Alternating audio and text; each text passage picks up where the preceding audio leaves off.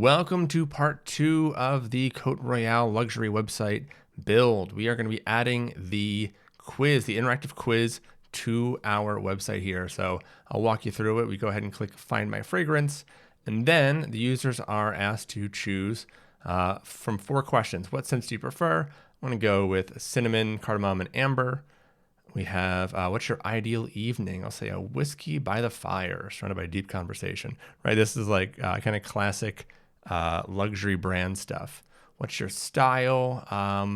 Say timeless and effortlessly cool, never trying too hard. And then what's your approach to life? Let's say I adapt and flow, never rigid, always ahead of the curve. And we got Ignis. That is our personalized recommendation.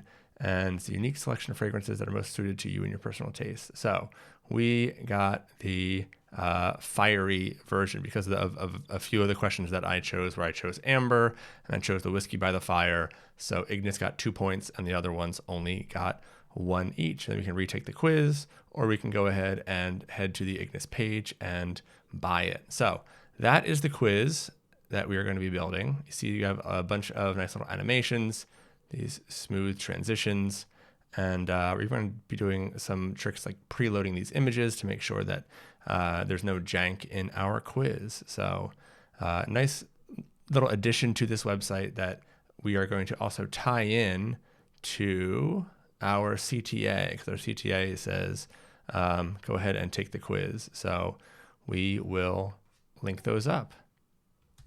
Now, before we dive in, I want to say that it is strongly recommended that you have taken and completed the first half of this course. There are a bunch of concepts around Prismic, around GSAP, around Tailwind that are covered in that first part that will not be covered again, because I don't want to bore the people who went through part 1 with like, oh, Prismic is this and Next.js is this, right? So don't jump ahead. Make sure you have that first course down under your belt. Now, if you no longer have that course's website for whatever reason, or like it's just not in great shape or something, you can go ahead and follow the directions here to grab a starter that includes not only the code, but will also upload the documents to Prismic. So go ahead and follow these 5 steps, and you should be up and running with what anyone else would have at the end of the part 1 of this course. And that involves basically having these documents and having this code base with the app that looks like that. All right, so let's get started. We're going to go into our repository and we're going to spin up our dev server. So I'm going to say npm run dev. And that is our Next.js server. I'm using this terminal called Warp. You can use any of your terminals. I'm just going to rename this Next.js so I remember which one this is. And we also need to have a second terminal for npm run slice machine. Enter, and good. Those are both up and running. I'm going to go ahead and open each. Got slice machine there, and we have our website up and running. Cool. If you're like me and you haven't touched this project in a couple of weeks, you probably have some updates available. You can click Learn More in Slice Machine and go ahead and copy that. And I'm going to install this. I'm making a 3rd tab just for installs. And go ahead and run that. That should be pretty quick, and just update our Slice Machine and our adapter if need be. So if I reload, there we go. We are all caught up. Okay, so from the first part, we have 2 page types here. We have our home page and we have our fragrance page types. We're going to go ahead and create a new singleton, a single type, and this is going to just be quiz. I'm going to create that, and it drops us in here. We are not going to be using any slices for this page type. That's very unusual typically, but we also did that for the fragrance, so it's not unheard of, but this quiz is just kind of its own thing. And so instead, we're just going to add a bunch of things to these static zones. We're going to hit this little plus sign here, and first thing we're going to add is just some text. And I'm going to say eyebrow, and that just so you know, it corresponds to this, right? So we need a field for this, we need a field for this, and for this, and for this, right? And also, then we're going to get into the questions. So the questions and the answers and the images, all that stuff needs to be mapped out. So that's what we're going to be doing right now. Next, we're going to have a rich text. It's going to be title. And we're going to unselect everything except for the H1. We don't need multiple paragraphs. Go ahead and hit done. Next, we want that body text. So we're going to hit rich text. I'm going to say body and unselect all except for paragraph, bold, and italic. Hit done. And now for the link, for the button, we would usually use like a link for this, but this is actually just a button. It is just firing off a like, all right, next step kind of thing. So we just need text so that our editors can change the Find My Fragrance part. So we just need button text, or yes, start button text. So text, say start button text, and we'll hit done, and there we go. Now for our questions, we want to allow as many questions as our editors want to add. So we're going to go down and choose a repeatable group right here. And from this, we're going to call it questions. And we're going to make sure that it is repeatable and hit done. Now inside here, inside the add a field inside this group, we're going to add a text field, and this will be question text. And we'll hit done. Now, I've got to explain how this is going to work, basically. So if we look at the final product, each of these these answers matches one of our three fragrances, right? So this matches aqua. You probably could have guessed that. This matches Ignis because of like the amber and the cinnamon. And then this matches Terra because of like the wood, right? So each of our three fragrances needs text and an image. So in Slice Machine, we are going to create fields. We're going to create 3 image fields and 3 text fields per question. So I'm going to start off with Terra. I'm going to say image, so the image Terra, and hit done. Then add a field. It's going to be a text field. We'll say answer Terra. Definitely put these together. Don't do all the images first and then all the answers first, because it'll be confusing for people filling it out. Like you'll see in the actual editor, it'll look a lot better if you group it by fragrance. So now we want to do image Ignis, Ignis, and then we want to do answer Ignis. All right, and last we want to do image aqua and answer aqua. All right, so you should have you should have 7. I don't need to count them overall because the question text, and then 6 of these. So just double check that you have all of those. And we automatically get an SEO and metadata, a couple of fields, just leave those there. And that is good to go. We can review our changes and we can push those up to Prismic. It might say that you're not logged in, but if you aren't, go ahead and log in. Otherwise, you are good to go. We can head to, you can either click this. Yeah, let's click that. It's fun, just to show you that, we can. And then we're going to go ahead and create a new page. And look at that. We have a quiz available. Now we have a bunch of content to put in because we want to have 4 questions. So go ahead and say add item, add item, add item. So you should have 4 by the time you're done with this. And yeah, it's a bit there. So we need to do 2 things. One, you need to go ahead and grab the assets right here because those images for this are in that zip file. So go ahead and grab that. And once you do, you should have inside the zip folder a second folder. This just is because it matches the way that we organized the first zip file. So I figured to keep this second folder. And here are all the images that we're going to dump into Prismic. So open this up and we can go to our Cote Royale quiz. And our first image, Terra, well, we can go ahead and say select image. And we're going to just go ahead and dump all of these in here. it actually didn't matter which image you clicked before. But yeah, go ahead and upload those kind of in the background. And while we do that, head to the documentation part here, and you will see content. So Cote Royale quiz content. Go ahead and click that. It'll open this Google Sheet. And this is where you can copy and paste all of the text from. The images are just as a reference. Don't try to copy and paste those images. But yeah, all of the text is right here. So I'm going to start, and I'm going to do just the first couple, and then I will pause and let you do it on your own, and I'll do it on my own. And I'm just going to close out of this because that should be all set. Eyebrow fragrance quiz. There we go. And then title, Cote Royale fragrance finder, and so on. And then when we get to the first question, I'll finish up to the first question. How about that? So I'll grab the body, paste that in. Start button text, find my fragrance, and then question, what scents do you prefer? And then we're going to go ahead and grab the cinnamon looking one. So select image, and we have this cedar wood, and you can just say stacked cedar wood.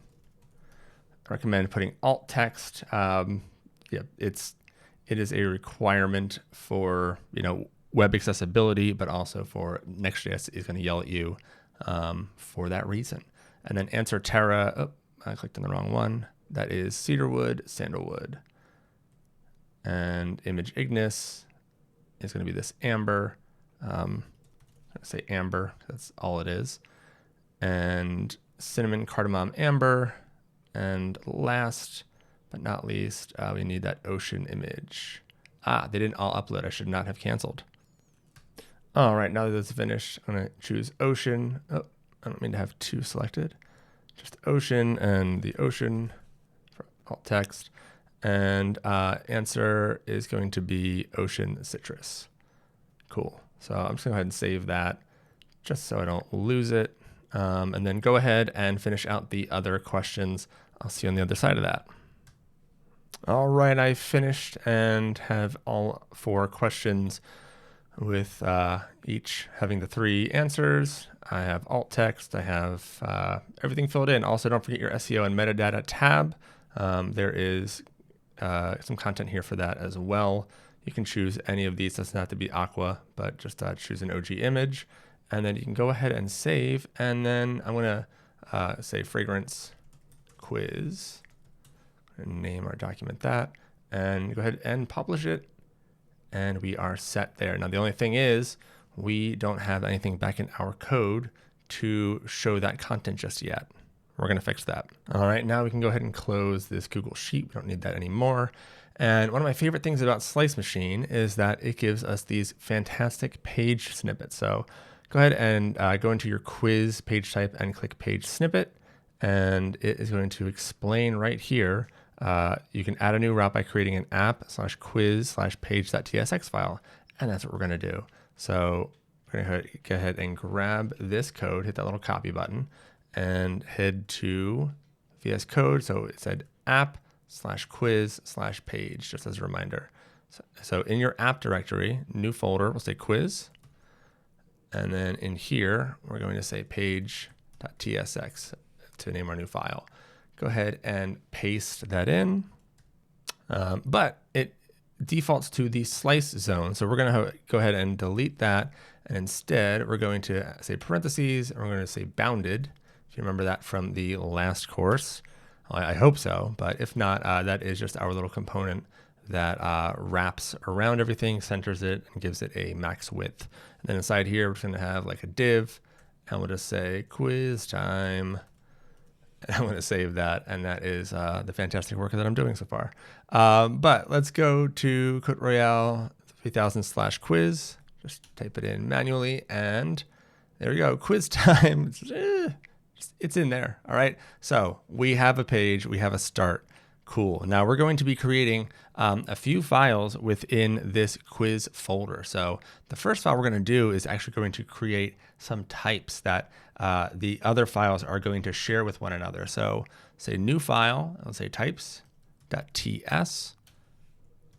So we're first going to say export type fragrance type equals Terra, and then union, so a little pipe there, ignis, a little pipe, and then aqua. So those are the three types of fragrances we can have. Say export type answer option equals, and open these curly braces, say text as a string, and value is a fragrance type. And next type, we're going to say export type votes equals curly braces, and I'll say Terra is going to have a number, ignis is going to have a number, and aqua is going to have a number. And our last type down here, we're going to say export type winner. Winner and curly braces, we'll say fragrance type. Like that, and that will be a fragrance type. So it's going to be one of those. And title is going to be a string. And a UID is going to be optional, and it'll also be a string. And to save those. Now we can go ahead and close our types. We're not going to really head back in there anymore, but we will be using those. But go ahead and create a new file inside the quiz folder. We're just going to call this quiz, quiz.tsx. And this is going to be like the parent component for the three stages of the quiz. So there's the beginning. Let me head back to the quiz. There's the beginning, right? That's just like the start screen. Then there's all the questions. And then when you get to the end, there's the end screen. There's the results page. So the quiz wraps around all three of those and determines which one it should show. So that's what this quiz component's for. And the reason we're creating a second component and not just putting it into the page is because we want this to be a use client, a client component. And it's better just to not do that on the actual page itself. You can, but I think it's better practice to break this out into a second component. Now, we can start here by saying type quiz props is equal to, open the curly braces, we'll say quiz data, and that is going to be content. Import that from @prismic.io/client, content.quiz document, just like that. And now we can say export const quiz, capital Q, equals, and we're going to do an arrow function. But inside the parentheses here, we're going to destructure quiz data. And that is going to be, we're going to type that whole object as quiz props. Something's wrong. I am missing the arrow in the arrow function, kind of a necessary thing. So once you have that, we're just going to return something basic just to get this started, just to scaffold it out. So return, and then parentheses, don't call it, there you go, like that. And we'll say div class name is going to be min height screen. And inside we'll say a paragraph, say quiz component. And then let's just return some of the quiz data. So we'll say quiz data dot eyebrow. And then that should render that out. Let's see what we have. Head to this. Oh, we're not using it yet. So let's bring it in. Instead of quiz time, let's bring in quiz. And there we go, import it from /quiz, save that. I'm gonna delete this components bit here from slices because we're not using that. We're not using slice zone either, so get rid of both of those. You can save it up and make sure you close your quiz. And also we want to pass it the quiz data. So just change page to quiz. I think it's a little more accurate. And quiz data equals quiz. It's like that, save it. And now quiz component, fragrance quiz. And that is what we have here. So that is up and running. Our data is flowing through. We are looking really good. Well, and by looking really good, I mean that, this isn't looking good. So let's actually tweak the classes on this bounded component. So we'll say class name, and that'll be grid, min height screen, place item center. There we go. And BG is going to be a file that we used before for our call to action. So we're going to use the square brackets, I'm going to say URL, parentheses, single quote, and / background, .avif, quote, close parentheses, close square brackets, just like that. BG cover and BG center. If I can type it, and text gray 50. Save that, and that is looking a lot better already. We still have our text up in the corner. That's completely fine.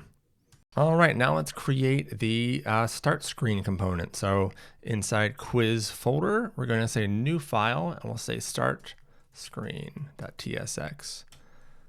And in here, we also need to say use client.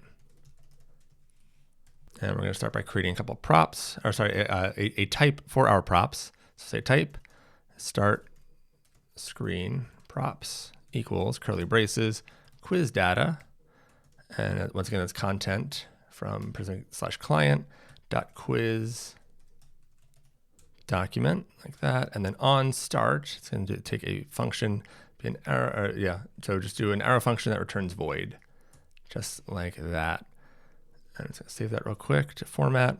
And now we can say export const start screen equals another arrow function. Make sure you have the little arrow there. That's important apparently. And then we're going to type this just the way we did. So start screen props, just like that. And then it'll be even easier for us to pull off the two props that we're pulling from there because of autocomplete. Thank you, TypeScript. So inside the arrow function, we're going to return. And first thing we're going to return is a div. I'm going to use the emit trick. So we're going to say hit period, and then I'll say mx auto and open that up. Add a few more classes here. Say max width 4xl and py is 40 and text is center. Inside here now, we want to return our eyebrow. So we'll say p, and then inside we'll say quiz data.eyebrow, just like we had in that other component. But inside of this paragraph, we'll say class name and margin bottom 4, tracking widest. Let me try that again. I got it eventually. And uppercase. And we can go ahead and just hit save there. We'll grab that, and then let's just go and add that to our page. To our quiz. We can, I think, leave page alone for a little bit. To our quiz. So instead of this, we're going to say start screen. And we need to pass that quiz data. Pass it right down. And what else does it need? On start. Okay, so we can pass it a function. For now, we'll just do an empty arrow function just to make it happy. And we'll put start screen there. And there we go. Fragrance quiz. Looking a lot better. Not up in the corner. And yeah, this is what we want. All right, let's continue building out our start screen component here. After our eyebrow, let's go ahead and make an H1. And inside here, we're going to say Prismic text.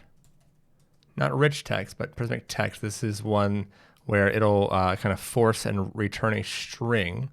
And we're just doing this so we can style the H1 and not have to have like an extra div.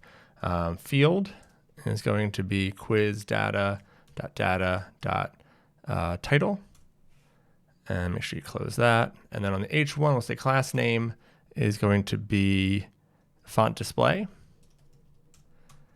Margin bottom 8, text 5XL, text balance. Small and above, we're going to say text 6XL. And then medium and above, we'll say text 7XL. And if we save that and check out our page, that's looking great. Keep going. So after our H1, we have a div. We're going to say period mx auto. Hit tab to open that up. I'm going to keep styling it.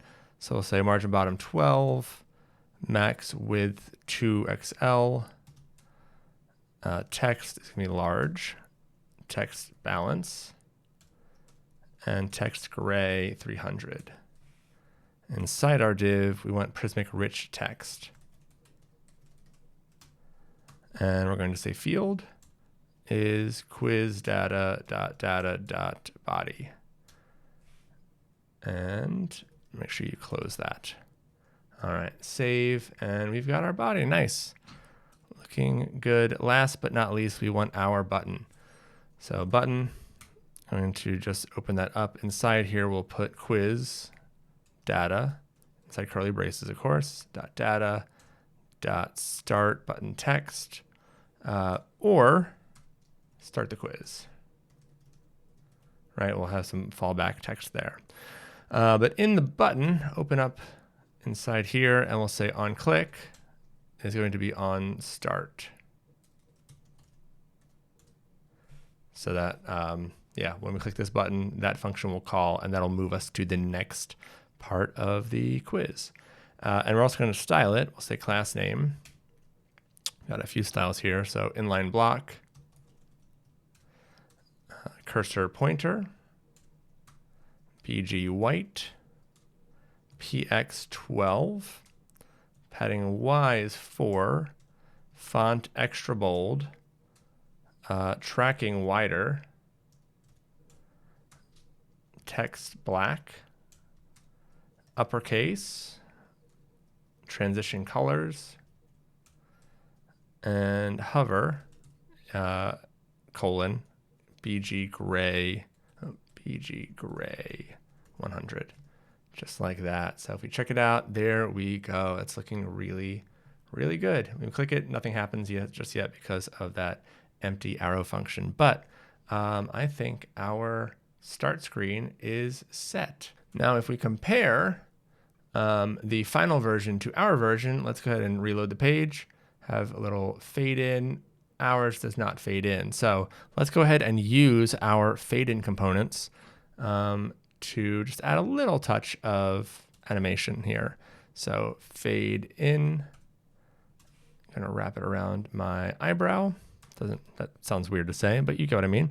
Vars equals double curly braces, delay is gonna be 0, duration is gonna be 1.2, and class name is gonna be translate Y. Oh, I messed up.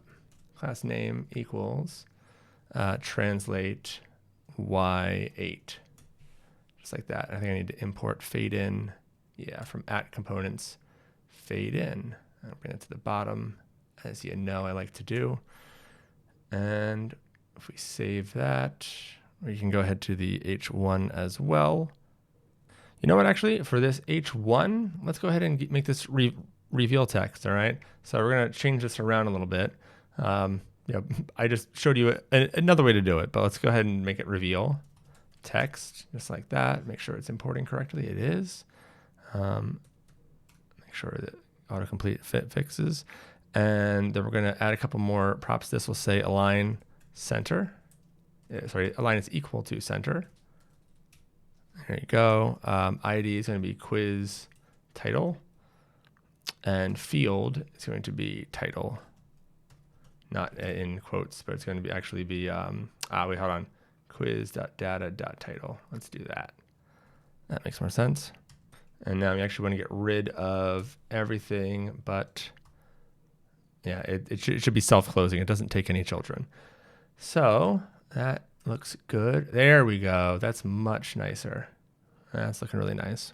Let's just add a duration of 2 onto that.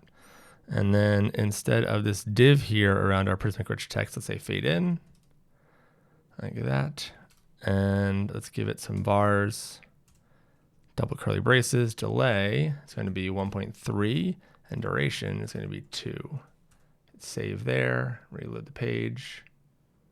Nice. Really classy stuff there, right? This is luxury, people. That's what it looks like.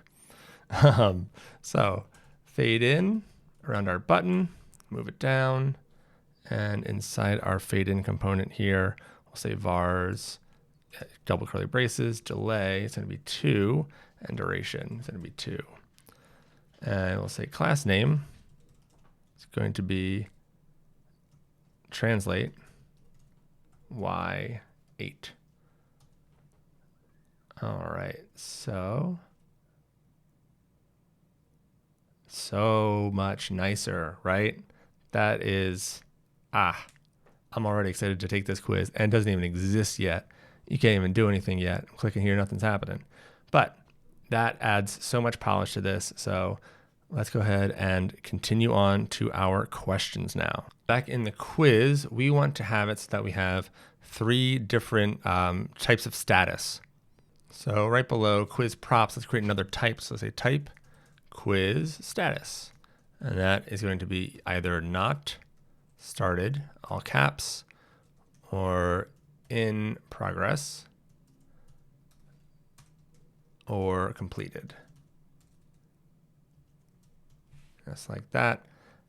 And then we're going to create some state around that. So come down here, right inside your arrow function, you're going to say const quiz, square brackets, quiz status, comma, set quiz status, and then equals use state, import that from React, and then type it as a quiz status, and give it the default of, see, we're getting the types here, of not started. So that's what it begins as.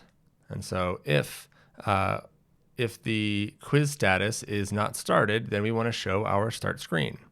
So let's do that now. We will say quiz status equals not started, and parentheses, open that up, and we're going to return start screen.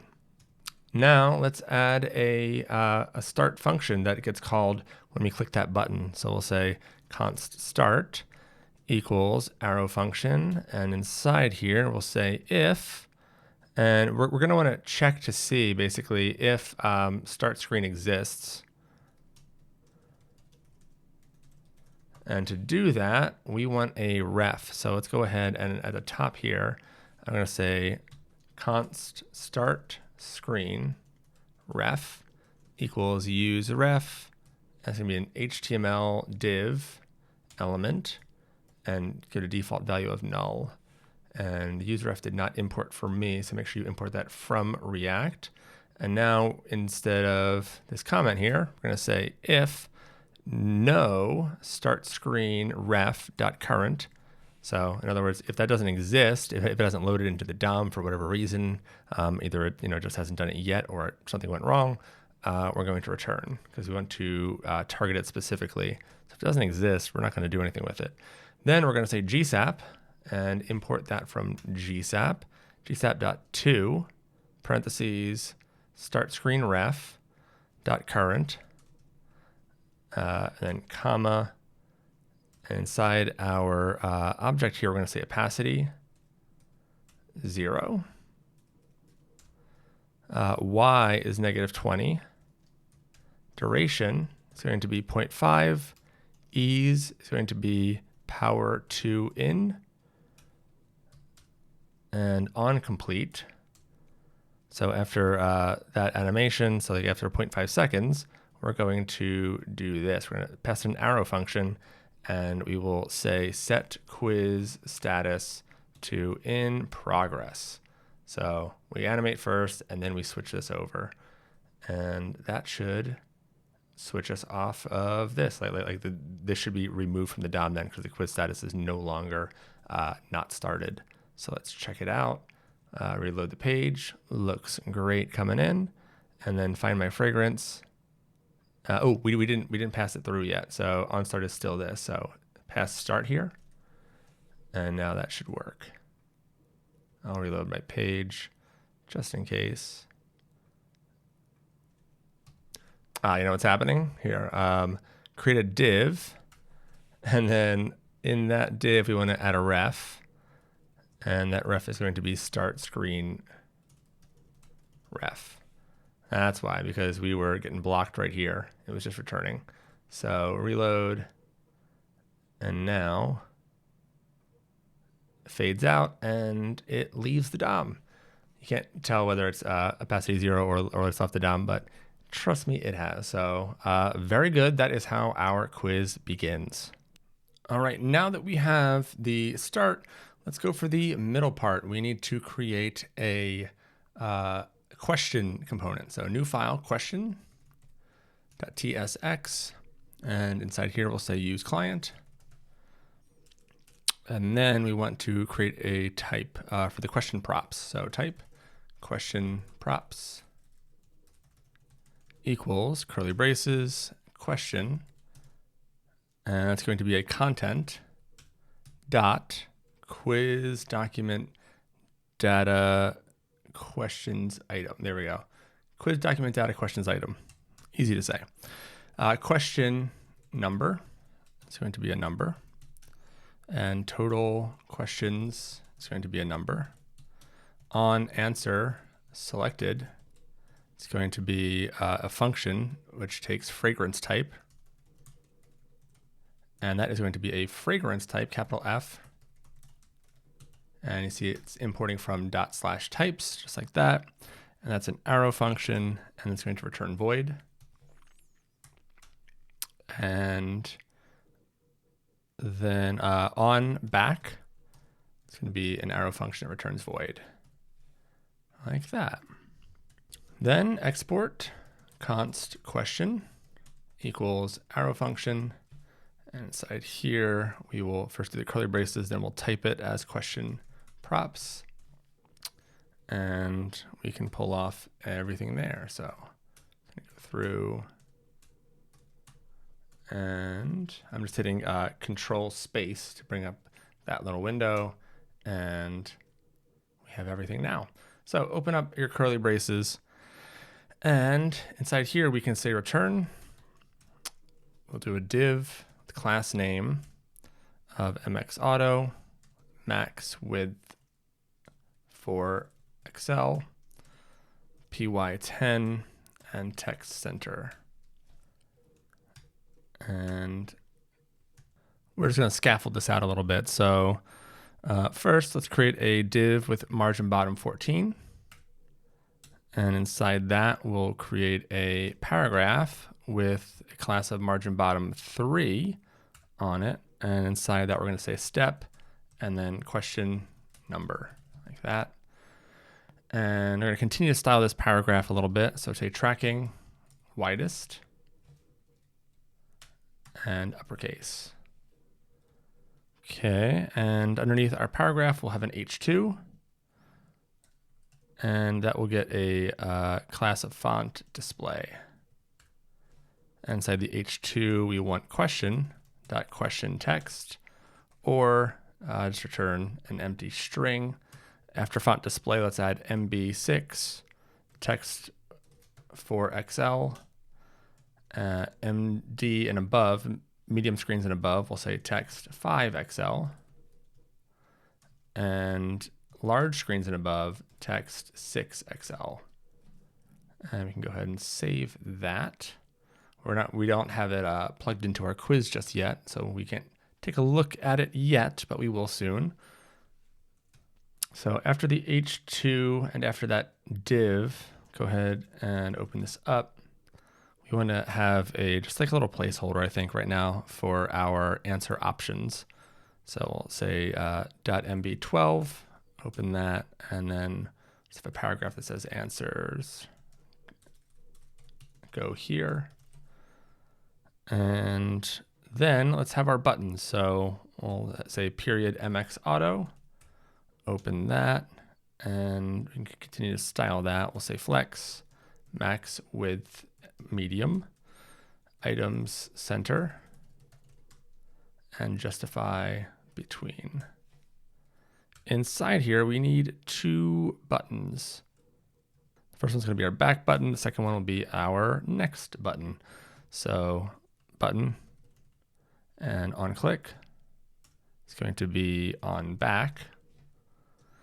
And class name is going to be cursor, pointer, border neutral, 700. and px4, py2 uppercase. And go ahead and close that button. And inside here, we're going to say back. And make a little bit of space. Another button. Let's go ahead and I think we can copy this and get some saving. We'll just remove the border and the border neutral part. I'll say BG white, text black, and that should do it for the styling. But the on click, we're going to change this to on answer selected, and we're just going to hard code it for now. Say Terra, just to kind of force a type void is not assignable to. Right, we have to pass it an arrow function. There you go, that'll fix that. So you can go ahead and save this. In the middle of these buttons, I want to put a little detail here. I want to have a div with text center. And inside here, we'll say question, number, and then slash, and then total questions. So it's like a 1 out of 4 kind of thing. And let's go ahead and save that and head back to our quiz. And we can copy this quiz status equals line. Say quiz status equals, what are other options? In progress, that's what we want. And I'm going to go ahead and close it. And inside here, we'll say question. Now we've got a lot to provide to question. You can tell if you just hit control space, we have to add all of these, and we don't have some of them just yet. So up here underneath our use state, I want to say const current question index. Oh, I forgot the square brackets. Make sure you do that. And then set current question index. And that's equal to use state 0 as our default value. And we'll also say, const current question equals questions, or quiz data dot questions, and then square braces, and we'll say current question index. So let's go ahead and add some of these to our question here. So question is going to be current question, and question number is going to be current question index plus 1, and total questions is going to be quiz data dot questions dot length. So we have a couple of things left here. We need to add on answer selected and on back. So when the back arrow is, or the back button is clicked. So let's go ahead up here, and we're going to need a way to handle votes. So right after this use state here, we'll say const square brackets votes, and then set votes equals use state. And then we are going to type this as votes, and we are going to import that from /types. And then it's going to get a default value of just an empty array. We're getting an error there. So let's head here. So this is actually type vote, export type vote, and then we'll say export type votes equals vote, and then square braces, so an array of individual votes. So now that should be fine. Cool. So now let's create an add votes function. So we'll say const add vote, and that'll be an arrow function. And inside here, we're going to say fragrance type. That's going to be a fragrance type. There we go, from /types. And then inside here, we're just going to create a new object for this question. So we'll say const new vote, and that's going to be a type of vote, and that is equal to this object. And in here, we're going to say Terra, and that is going to be either a 1 or a 0, and we're going to figure out which it is based on whether or not fragrance type is equal to Terra. So fragrance type triple equals Terra. And if so, we get a 1, otherwise a 0. And put a comma there, and we can copy that twice. But instead of Terra for that second one, we'll say Ignis. And instead of Terra for the third one, we'll say Aqua. All right, go ahead and save that. And then after the new vote line, I just like to save to format it, but you know, we didn't really need to save it. But anyway, after that, we want to update the overall votes array, and we're going to either add a new vote or replace an existing one, like if we went back and changed our answer. So we'll say set votes. That's coming from our set state up here. And we are going to get an arrow function, or we're going to create an arrow function, and this will get the previous value. So we'll say prev, and I'll say const new votes is equal to, open the array, prev.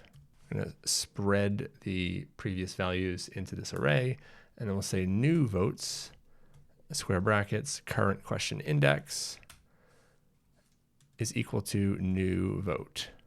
So we're adding this into that specific spot. And we're doing this so that we're not mutating the actual value. And now we just return new votes. Make sure it's votes, not vote. And then just after the set votes function, we need to do a check, check if complete. So if parentheses current question index is greater than or equal to the quiz data dot questions dot length. Here we go, -1. Then we're going to say set quiz status to completed, else we set current question index to, and we're going to pass an arrow function, and we're going to get that previous value. So prev plus 1. And now we can go ahead and pass our add vote function in here for on answer selected. And just so we don't have to wait any longer, I'm just going to do a quick arrow function here so we can go ahead and see this in action. I think we are set now. So let's go check out the quiz over here. So I'm going to click find my fragrance. And oops, we have back twice, right? Because I copied that button. Let me fix that real quick. So question. All right, so back, what do we have on the final version? What's the next? That makes sense. All right, so we'll say next here. Oh, didn't mean to shout. And save that. And there we go, now we have next. Answers go here. We have our 1 out of 4. What scents do you prefer? That's our question. Here's our step 1. We hit next, we should see 2, what's your ideal evening? This is working great. And if we keep going all the way to the end, we get to the 4th question, and it is now a different status that we haven't accounted for. And so this is what we should expect right now. So this is working great. Only thing is now, if we reload, we just don't have anything to take us back, right? So the back button doesn't do anything. It's just a nothing function, just an empty function. So let's fix that. Back in our quiz, go ahead above the return, and we're going to create a const back. And that's going to be an arrow function. Don't need any arguments. And we'll just say if current question index is greater than 0, then we're going to remove the vote for the current question when going backwards. So we just want to get rid of that to make sure that it's not still being accounted for. So we'll say set votes, and we're doing an arrow function, and inside here we're getting the previous value. We know how to do that now. And here we'll say const new votes equals ... prev inside of an array. So we're spreading it again, and we'll say new votes dot pop, which removes the last value there. I'm not sure why we're getting yelled at here. It's just that we're not returning anything yet. So it'll be patient. And then we'll say return new votes. There we go. Now it's good. So we're taking that last one off and returning the array. And now we have to set the current question index back one, right? Like that's kind of the whole point of the back function. And that'll be another arrow function, say prev -1. And so we have this, if current question index is greater than 0, then, we do all that, and then we'll have an else. So say else, and in here we're going to say set quiz status to not started, because if it is 0, or it's impossible, but if it was under 0, then we need to go back to the start. So go ahead and save that. I have an error here where I didn't do an implicit return. I used the bracket, so I needed to say return. But if you do it like that, that will return that value implicitly. Now let's go plug this back function in. So remove this and just say back. And we can save that. And now it should bring us back to the beginning. If we click it enough, find my fragrance, goes forward, we go backwards. Amazing. Okay, so the next thing I want to add to our project is this step counter up here, this little animation. So we choose something, we hit next, and the highlighted number goes from 1 to 2, 3 to 4, and it gets a little bit bigger. And if we go back, it'll slide backwards. It makes sense. So let's go ahead and add that to our question component now. We're going to add it at the very top, just inside this upmost div. And I'm going to just start with a comment that says step counter, so that we know what we're coming back to if we see this again. And I'm going to use some curly braces and say array.from. So we're going to create an array and then loop over that and create one of those numbers and a line for each of those. So array.from. Now the cool thing about array.from is that it lets you create arrays from iterable objects like maps and sets, or array-like objects. So any object with a length property and indexed elements. So all we need to do here to create an array using array.from is to pass it an object with a length property. And we're going to say length is total questions, because we have that getting passed in. So that's going to be a number. And so we're going to say for our specific use case, it's going to be length is 4, and it will create an array with 4 items in it. Then we're going to map over that array. So say .map, and we're going to pass that an arrow function that implicitly returns. So another set of parentheses there. And what we want to pull off this is just the index. So we're not going to use the first property. So we're going to put an underscore there to show that we're not using what we get there from that map, because we don't care about it. We're just creating this junk array, and we want that index, because that is going to be how we get our numbers, right? Now inside our return, we want to return just a fragment, but we can't use this type of fragment because we are we need to use a key, and you can't just add a key to this style of fragment in React. So you have to say fragment, and we want to import that from React. So make sure you are importing that from React, and we're going to move that up because React and Next.js imports should go first. And we'll say key is index. And now inside here, we want to put our number and our line. So that's why we don't want to have a div around this. We want to return two separate things. So that's why we're using the fragment. All right, so first thing we're going to do inside here is our number. We'll say div. And class name, we're actually going to get rid of the quotes because we're going to be using CLSX, and we're going to need to do some logic based on whether or not that number is the current question number or if it's about to be the question number or before, right? So inside here, we're going to just say CLSX, import that, and call it. And then in here, we're going to have a string with relative, flex, size, 14, items center, justify center, rounded full, border gray 600. Let me do it again. Here we go. Text XL, font semi-bold, transition all.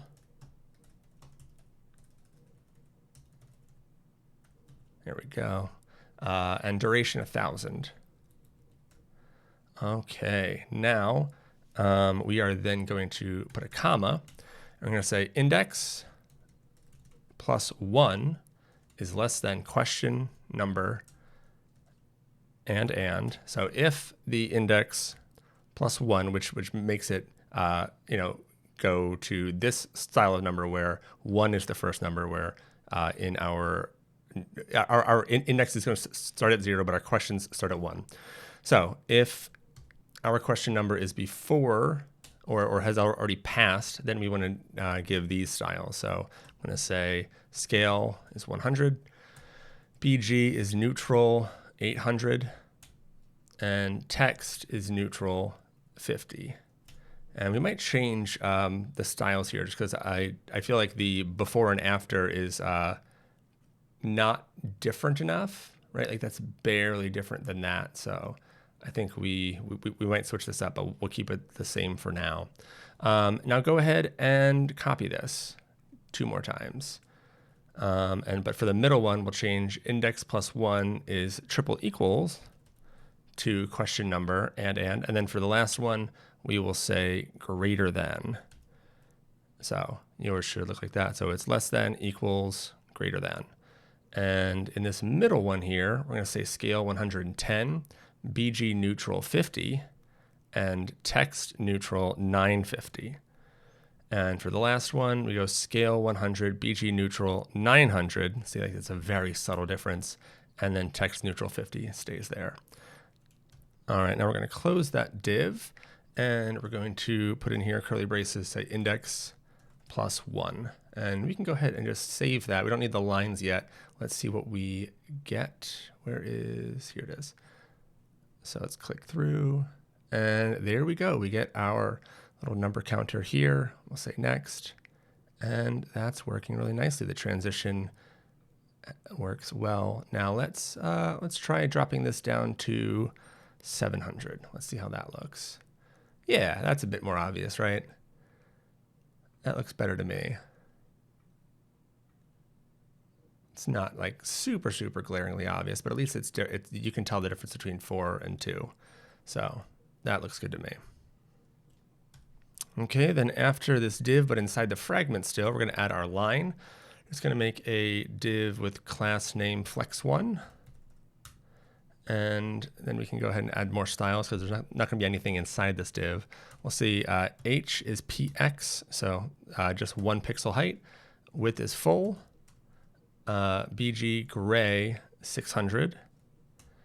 And here's the key. Well, actually, you know what? Let's go ahead and save this and see how that looks. Yep. We need to now put this inside of a container. So we're going to, around the outside of array.from, just inside the step counter, go ahead and just say flex for our div, and then wrap everything inside there in that div. Let's see if that just works out of the box to get us, to here. So we see that we have this issue at the end where we only want lines in between. We want 3 lines, not 4. Real simple fix with CSS. We go last, hidden. And now we have our 3 lines. Cool. Let's add some more styles to this flex container here. Say MX auto and MB10. Width is full. Max width MD and items center. Save that, and now we are looking much better. Excellent. Next, let's go ahead and add our answers. Answers Go here is in a very engaging quiz, so let's make sure we have some answers to show.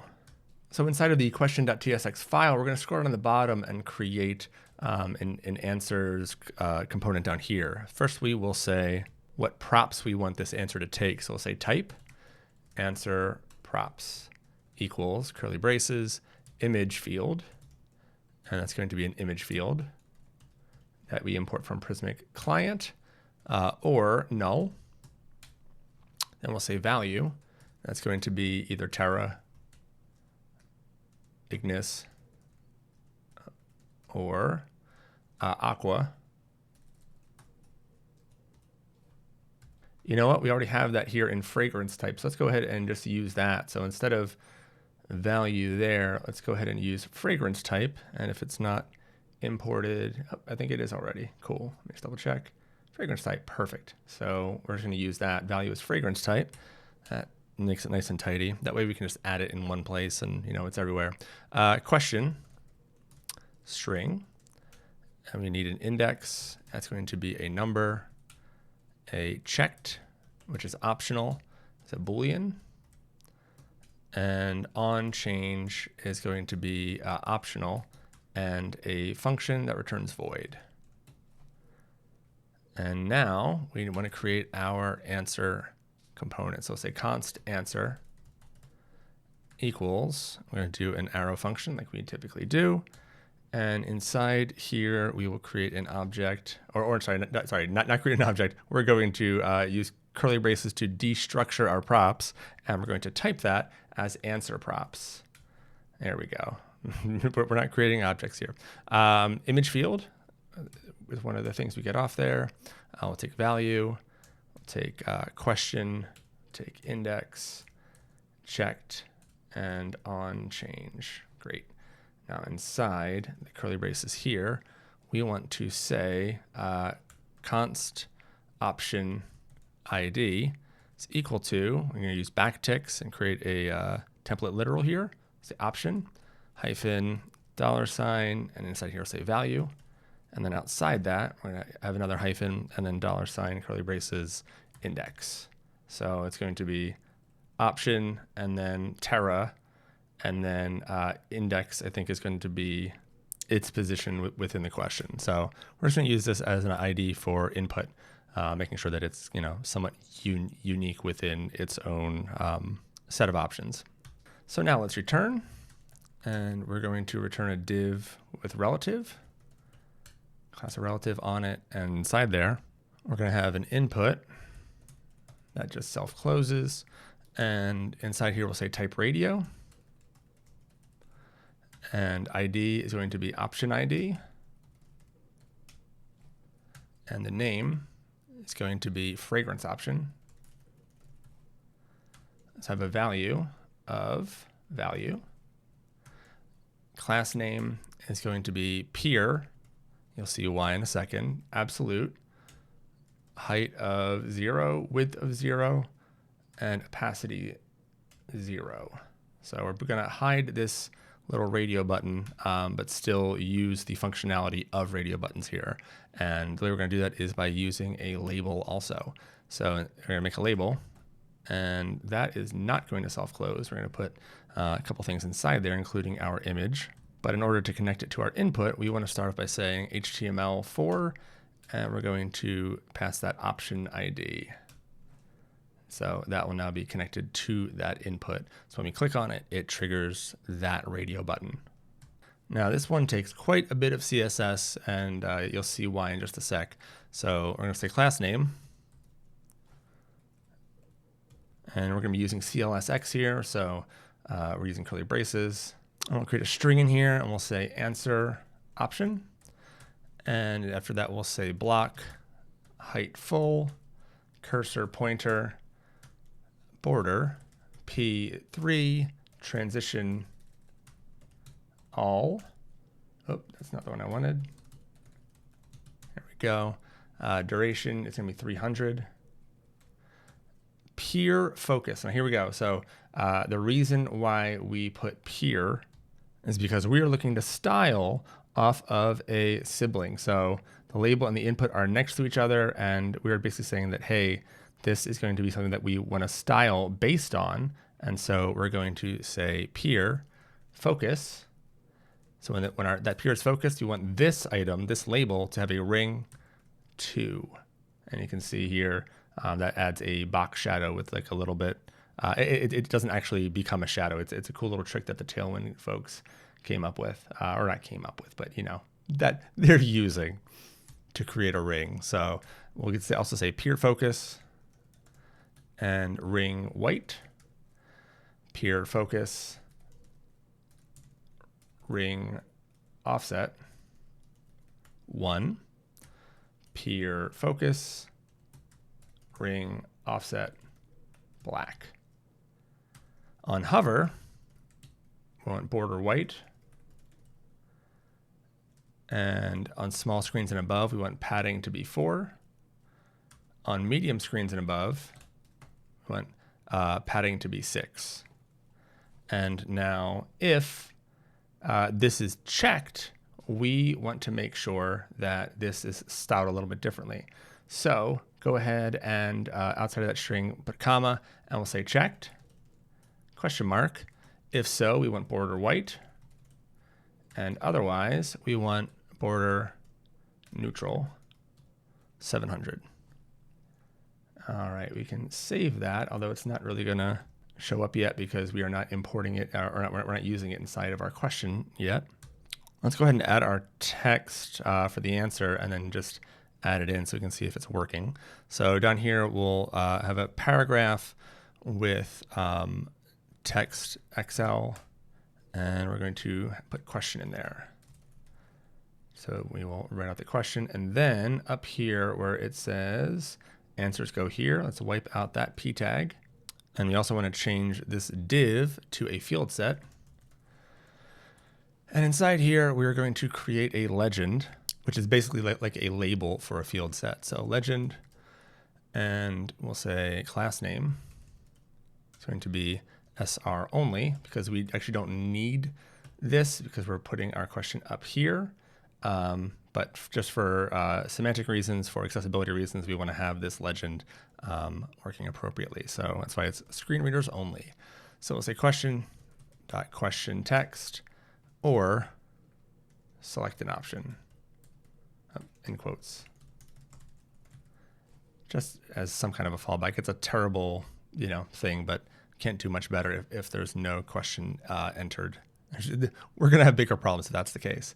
Now, inside the field set and just below the legend, we're going to create a div with grid on it. So .grid, open it up, and we will add some more classes. So grid cols 1 and gap 3, SM and above, we'll say gap 4, medium and above, grid cols 3, and medium and above, gap 6.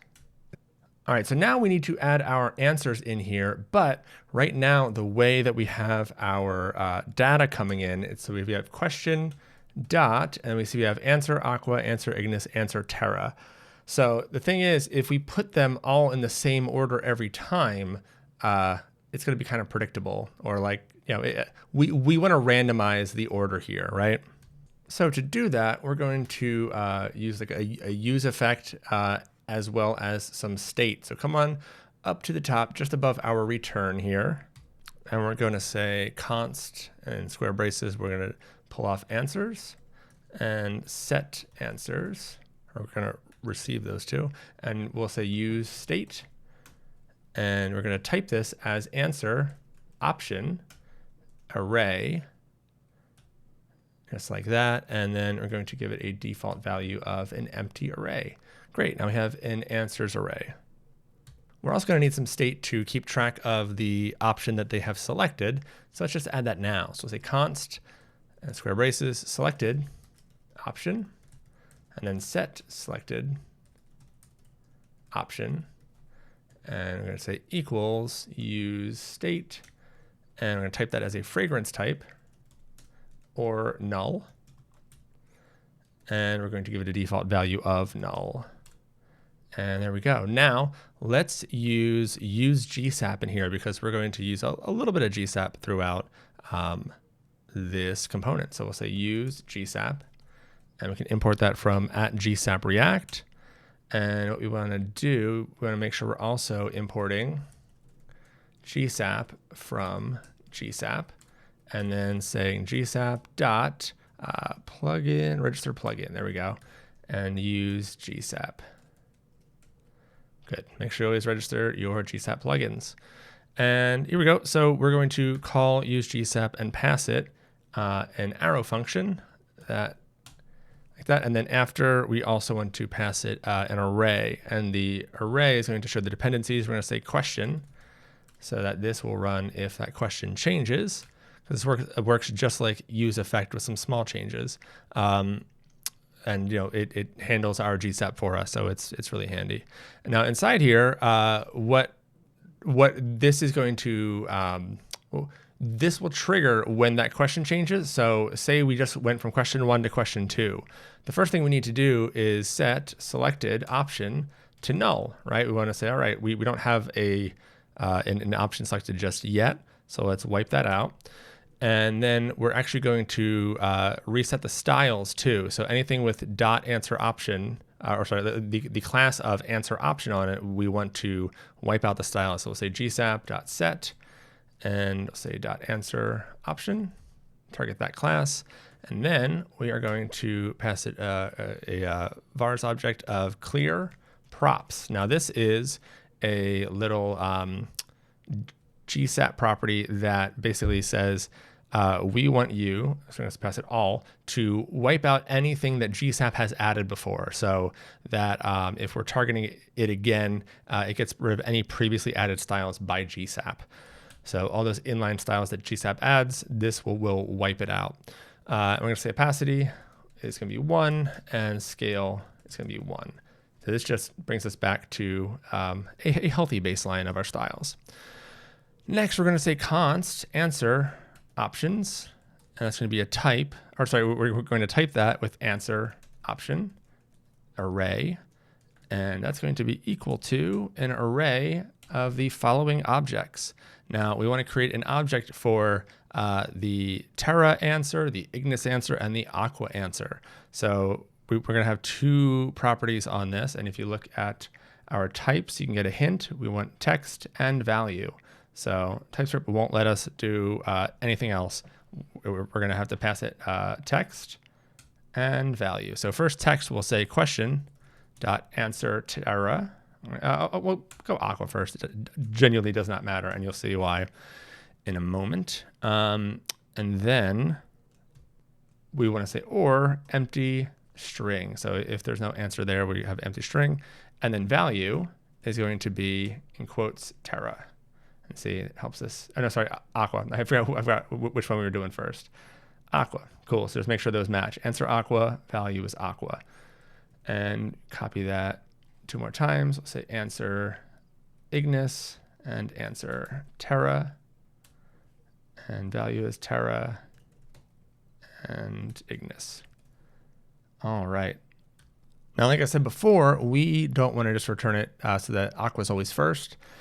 We want to randomize it. So one of my favorite things about GSAP is that it also has a bunch of great utility functions. And one of those utility functions is shuffle. So we have var array, and if we just call GSAP utils shuffle and pass it that array, it will return the array, the same values, but just shuffled around. It is really great. And there are a bunch of great utility methods here. We're not going to go into them, but highly recommend you check these out. Random's a great one for pulling a random number back. And yeah, love these utility functions. So let me just close out of that. So we are going to say gsap.utils.shuffle. And we are going to pass it our answer options. And I forgot to say at the beginning, we're going to pass this to set answers.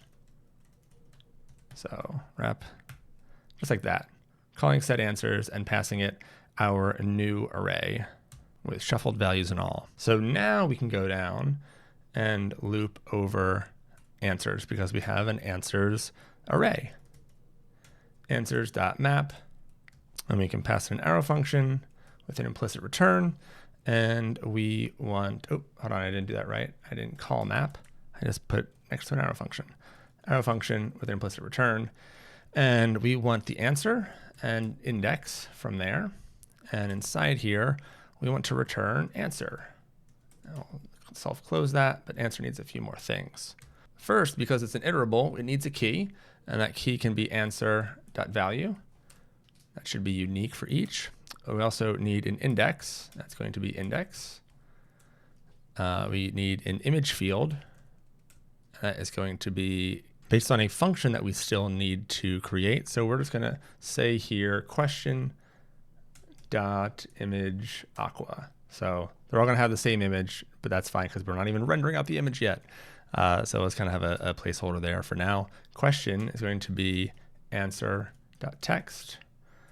And we will say value is going to be answer.value. And checked is going to be selected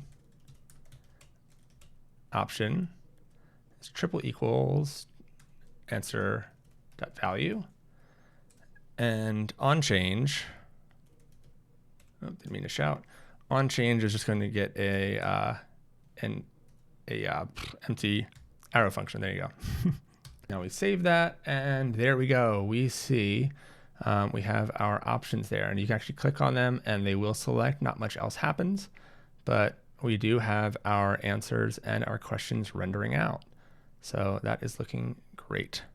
But it just does not hit the same without that image. So let's go ahead down here and between, or just above the p tag, inside the label, let's go ahead and create a div with class relative. So use the emit trick and put that in there, and we'll say, we'll add some more styles here. So MX auto, margin bottom 2, aspect square, width is full, max width is 32, small screens and above, we go margin bottom 3, small and above, we go max width 44, and medium screens and above, we go max width none. All right, now inside this div, we're going to put our Prismic next image component. So Prismic next image, and that self closes, and we need to pass it a field, the image field, and we need to say width. It's going to be 200, height is going to be 200, and class name will be hfull, wfull, and object cover. And then we can have a fallback. So a fallback is exactly what it sounds like. If image field is empty, Prismic next image is awesome and allows you to pass it a fallback. So it could be an image or something, but instead we are just going to return a color if for each of the fragrances. So let's do that. So fallback, and that is going to be curly braces and a div. That's just going to self-close, and we'll say class name and use curly braces because we use CLSX. This needs to have some conditional logic, and we'll have a string to start, just height full, width full. And then after that, have a comma and open that up a little bit. And here, what just happened? There we go. Here we'll say value, triple equals, quote, Terra, and BG lime 800. And put a comma after that and copy it twice. And we'll say Ignis and Aqua. The Ignis color is going to be BG amber, and the Aqua color is going to be cyan. So now, if we don't have an image field, if we don't have an image filled in the image field, it's going to just create a square with that color. Right now, we are still hard coding the Aqua image, but you see that our images are working. So that's looking pretty good, except for the repetition. So let's go ahead and fix that. Let's scroll up to just above the return, and we'll put a function in here. And we'll say const get image field. And that will be an arrow function.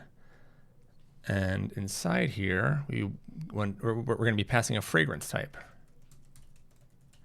And that is a type of fragrance type. Makes sense, right? Now we're going to create a switch statement so that if it's Terra, we're going to return this. If it's Ignis, right, we're going to return that. So switch, and then in parentheses, we'll say fragrance type, because that's what we are looking at. That's what we are checking.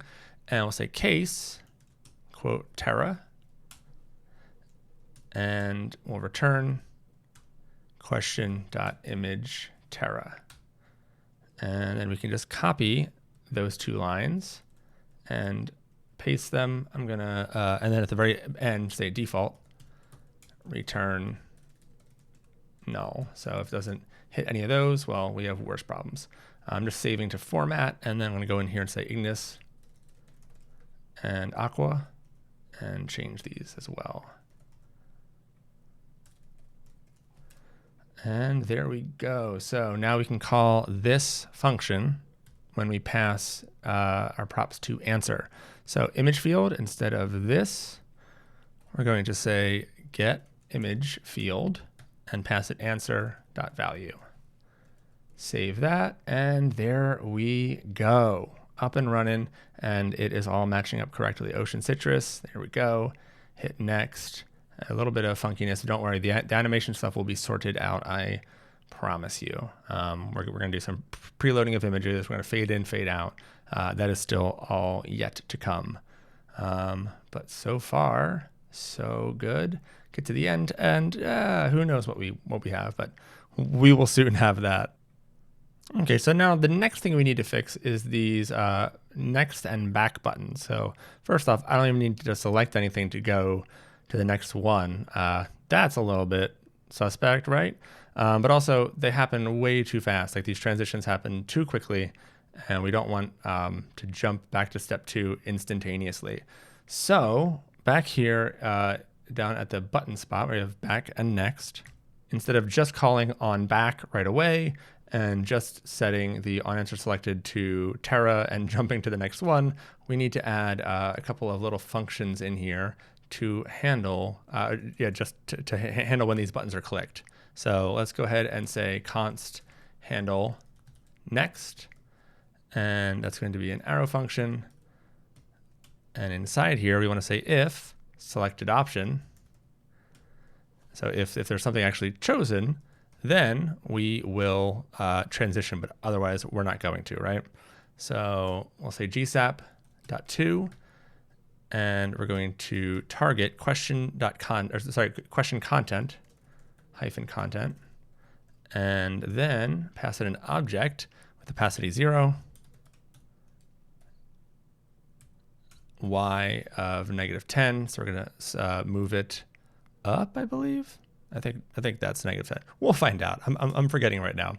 Duration is going to be 0.5, and ease is going to be power 3 in, and on complete, then we are going to say on answer selected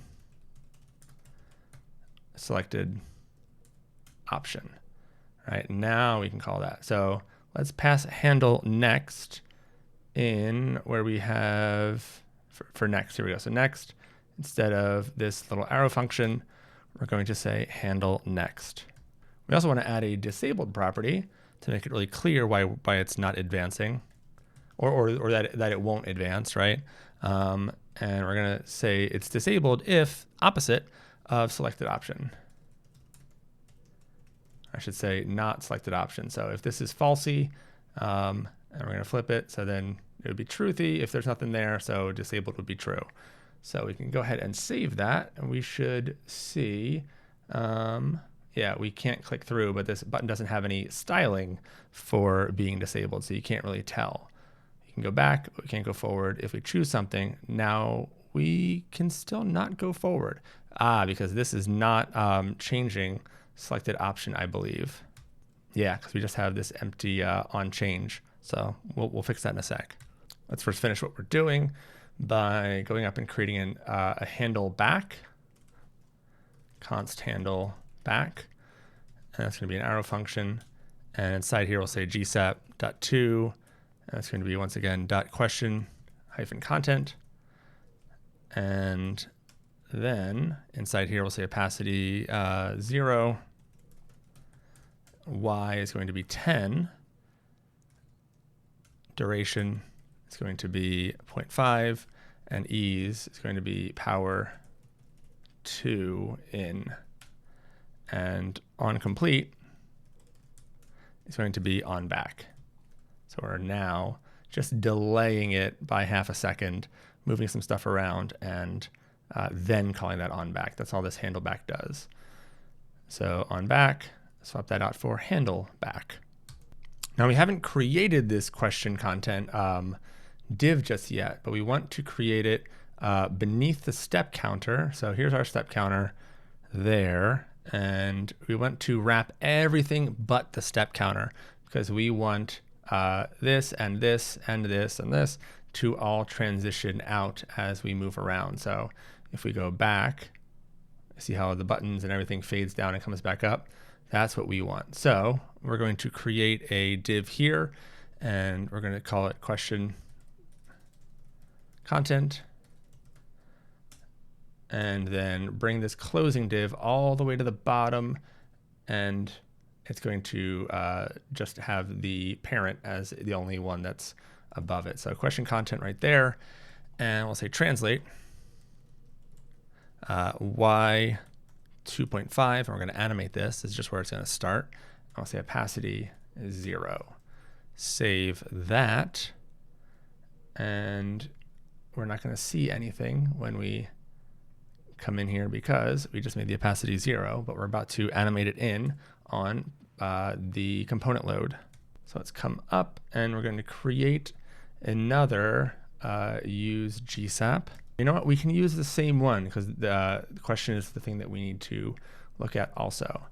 So when this loads, we want to say GSAP.to and target that .question content.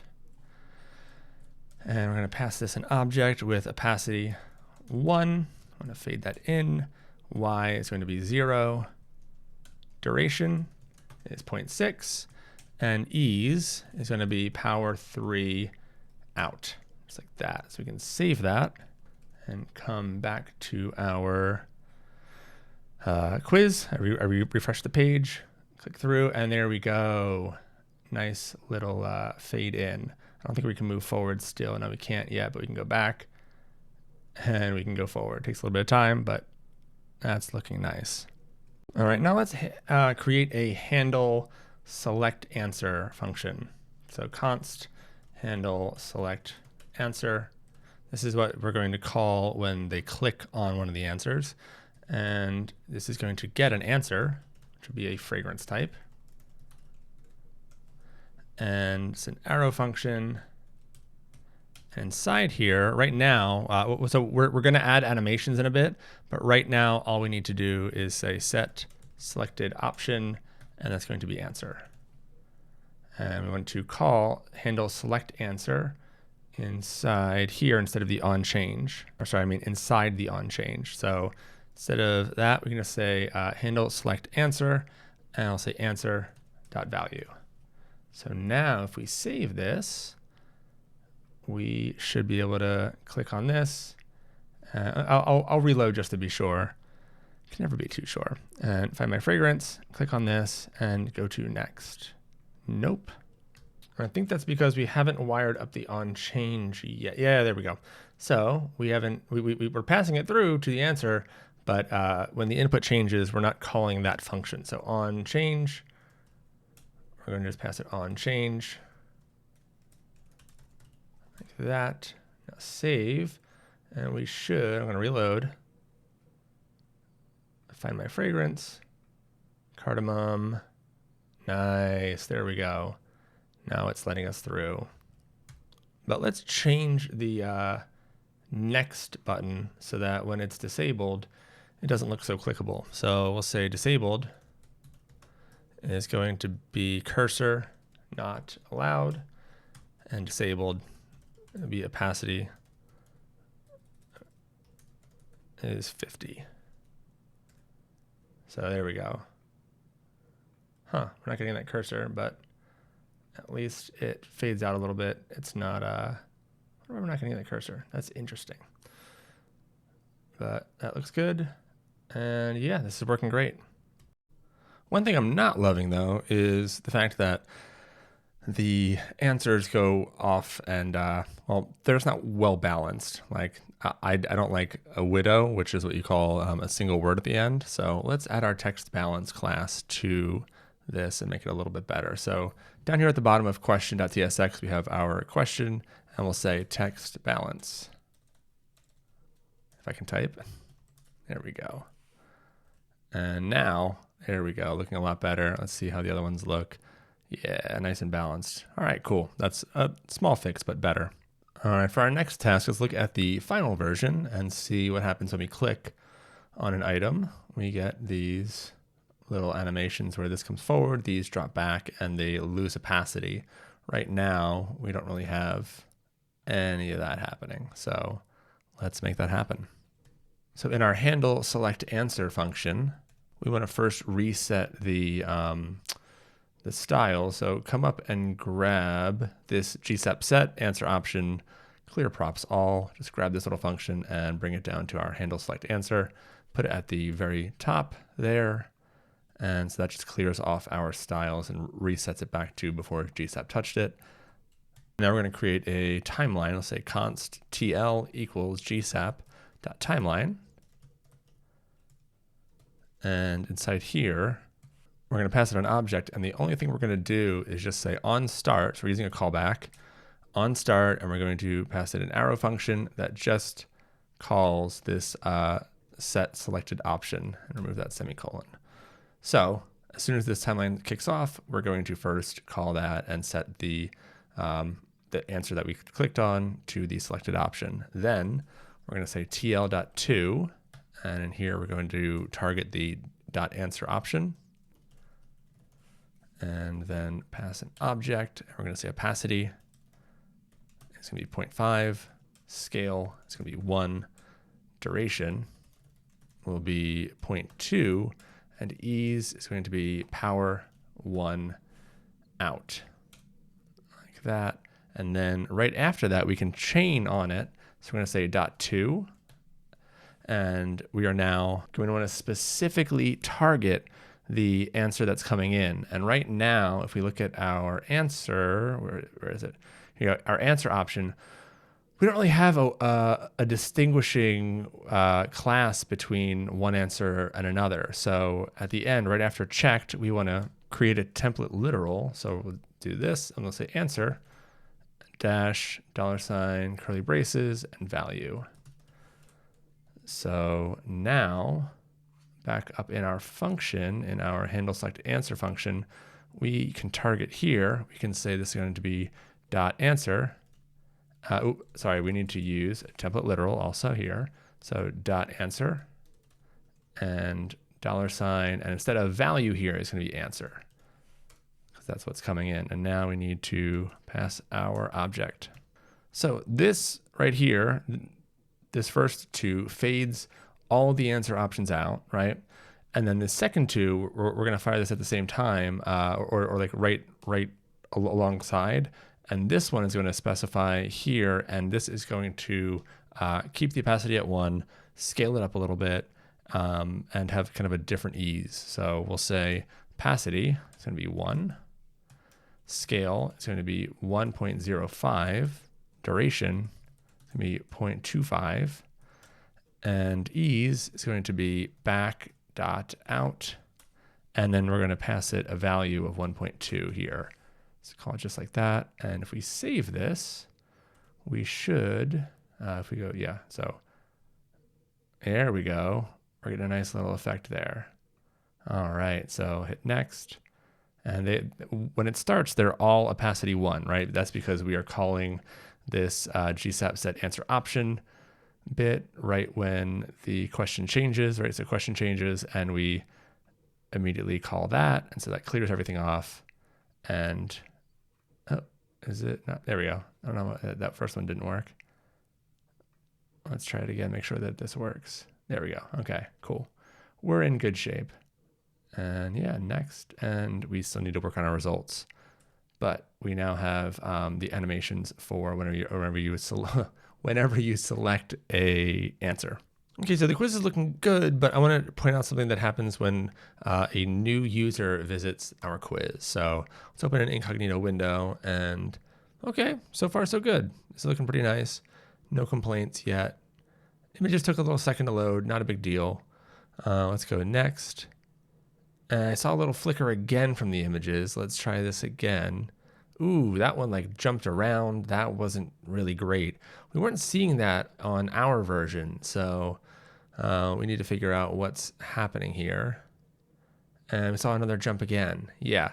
So what's happening here is that, and we can prove it by going back, because now we can just, no problem, right? No problem. So we need to preload our images, right? So they are loading in and it's kind of messing with stuff because it's just not loading fast enough. I'm on a pretty fast internet connection. And so if it's even slower, you're going to get even more jank. So what we want to do is we want to load as soon as this page loads. So we're going to go into our code. And here in the quiz component, at the bottom, we can just say preload all images in a little comment there. And we'll have a use effect, import that from React, and we're going to pass this an arrow function. And inside this arrow function, we'll say quiz data questions, just like that, dot for each. And inside here, we're going to pass this an arrow function. And we're going to get a question. And inside here, we're going to use the web image API and basically fetch for each Aqua, Ignis, and Terra image from each question. So we'll say if question dot image aqua question mark dot URL, then we will say const img equals new capital I image and call that as a function. And so we just instantiated a new image. We'll say image dot, or img dot src equals, and then we're going to use a Prismic function here called as image src, and you'll see what that does. So as image src, import that from Prismic client, I believe, and then question dot image aqua, and then we're going to also pass it a config object to say exactly what we want to do to it. And because of the defaults that I think Next.js puts on our images, it's going to add two things that we now need to add to it. So we'll say fit is max and width is 640, or sorry, W is 640. Make sure you don't put width. It has to be exactly this, trust me, because we want the browser to fetch the same image that it will fetch later in the quiz. And if we look at our quiz real quick, and I go open image in new tab, we see that at the end here, we have this fit, max, and W640. So that's what we're trying to match, because if we call for like this image instead, then it's not, our preload doesn't work because this is a different image. So we need to now copy that 2 more times. And, oh, I shouldn't have done that. There we go. I'll save this and have it reformat. We need to copy this whole if part. There we go. So now, if question image Terra, there we go, that works. And then last question image Ignis. All right. So now this should preload all of our images as soon as the component loads in. Let's make sure at the end of our use effect, where does that finish? Right here. We're going to then pass it an empty array, basically saying just we want it to run only one time. Let's see if that issue sticks around. It does not. Cool. But I'm going to open up my network tab here, and I need to reload the page, and we see we get all of the images here as soon as the page loads in. So that is exactly what we're looking for. Let's test it. Let's bring our incognito window back and see if it's a smoother experience. Boom, they're there right away. No flash. This is looking great. All right, so that's working really well. Okay, so I noticed the bug that we can fix with one little line of code. Sometimes if you choose one of these and then go to choose the same spot, it is not going to work. You have to like click and then change. So what we're going to do is we're going to change our like which event we're listening for. So instead of on change, we'll just say on click, and then we can change this so it's still accurate. Say on click, on click, on click, and then up here in our answer, we'll say on click. And then of course down here in our type, we need to change on change to on click. Cool, so change those, and now it should be fine. When you are going through, you can choose that first one again and again, and it's not a problem. Also, if you click again, you just get this little like tiny little pulse. It's not really a big deal. Like it looks kind of interesting even. But yeah, that works a lot better. All right, let's get into the results page. This is what it's going to look like. We have that cool little entrance animation as it's kind of like drum roll, and it's still hidden, and then it fades in and we get Ignis. So let's just jump into our code and get moving. So we want to create a new file here called results.tsx. We're just going to create a basic version of this component and then add it to our quiz and then continue to build it out. So start off by saying use client. So need to run some JavaScript on the client in this one. And we'll say type results props equals curly braces votes. It's going to be votes, capital V, getting that from /types. And fragrances, it's going to be from content. Import that from Prismic client dot fragrance document, and it's going to be an array of fragrance documents just like that. And on retake quiz, that's going to be an arrow function that returns void. All right, now let's create export const results equals arrow function, and here we are going to type our props as results props, and then pull off the fragrances, the on retake quiz, and the votes. And inside of our function, so let's go ahead and return a fade in div. All right, yeah, a fade in element. Import it, and then we're also going to add a couple classes to it. We'll say class name is mxauto, py10 text center, and then translate y5, and we'll pass it a vars object, double curly braces, say opacity. Actually, we shouldn't need to say opacity 1 because that will automatically happen, but we'll add opacity 0 to this. 0. Let me just double check on the fade in component because it's been a little bit since we've used it, but I'm pretty sure, yeah, it should always go to opacity 1. So that's fine. And then you can say duration, it's going to be 0.8 like that. And then inside our fading component, we want to make this little top section up here. So we're going to make a div with MB10 on it. And inside there, we'll have a paragraph with MB3. And also put in tracking widest and uppercase. And inside we'll just say results.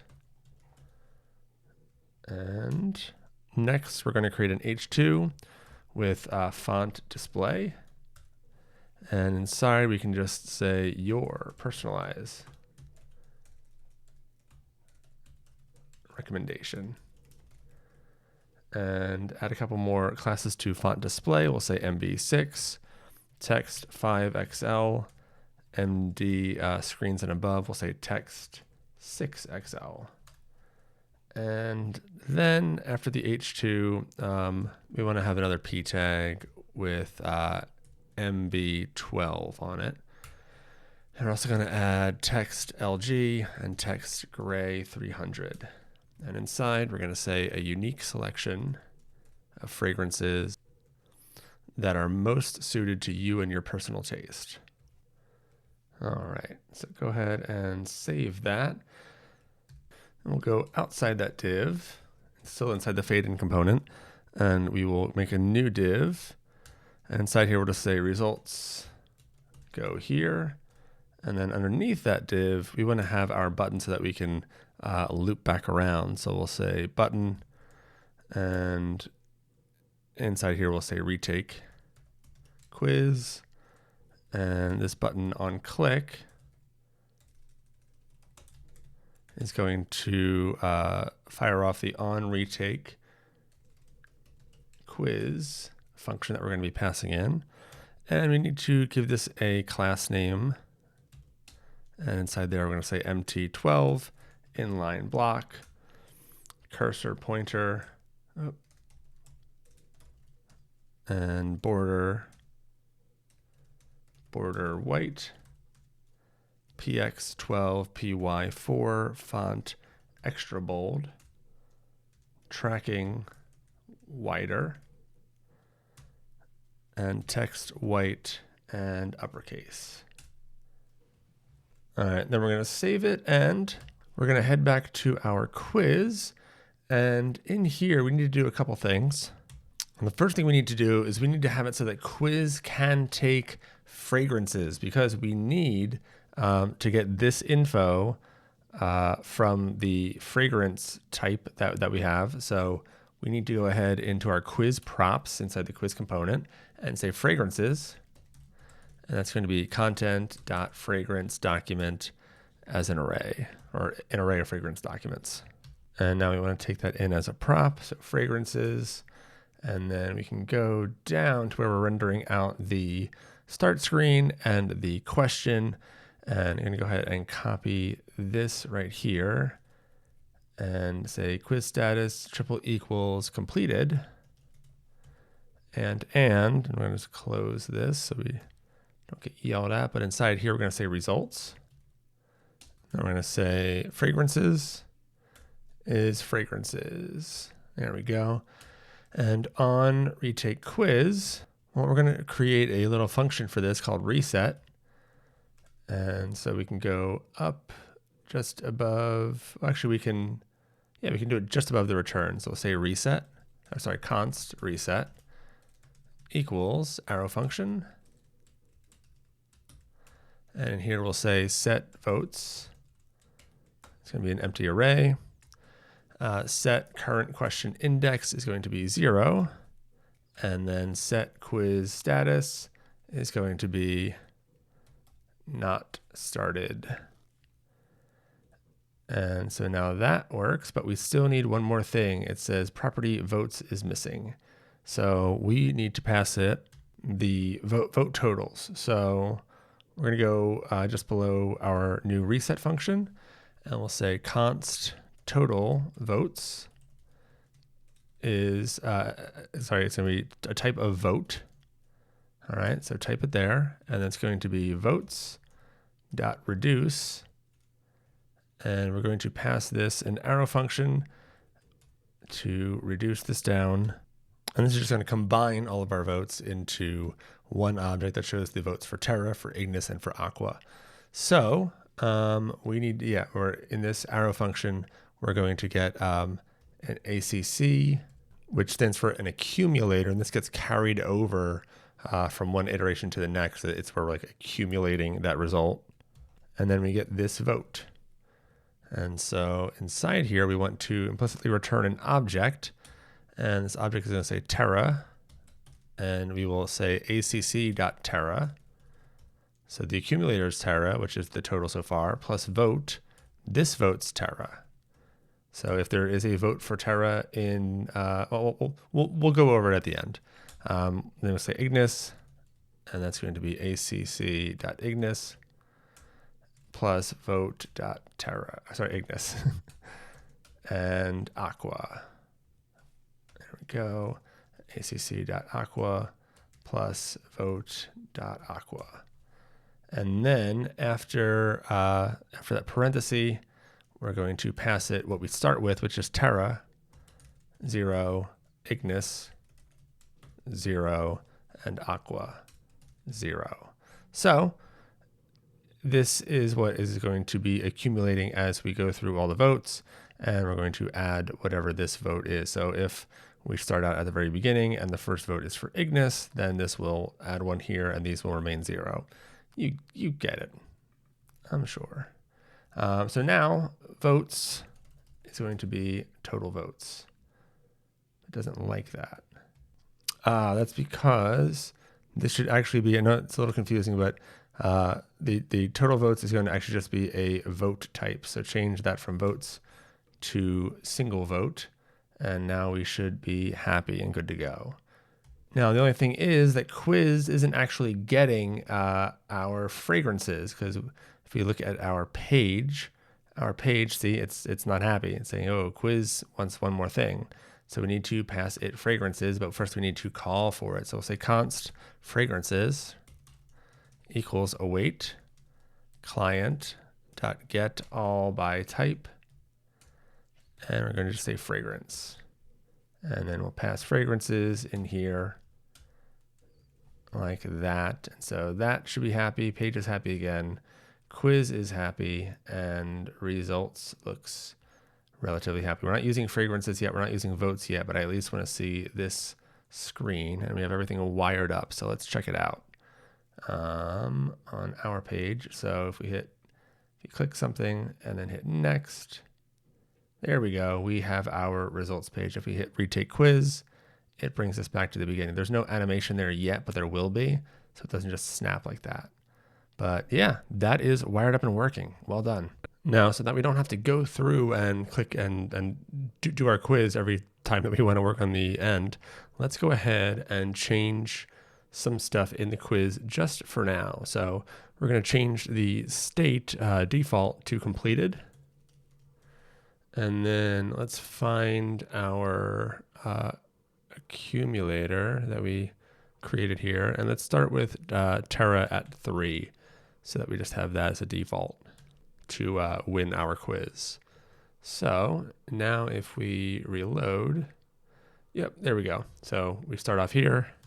And now back in our results, we want to create a function that returns a winner type. So if we go back here, we want to return a fragrance type, a title, and a UID for that winner. And so we are going to create a function in results right up here.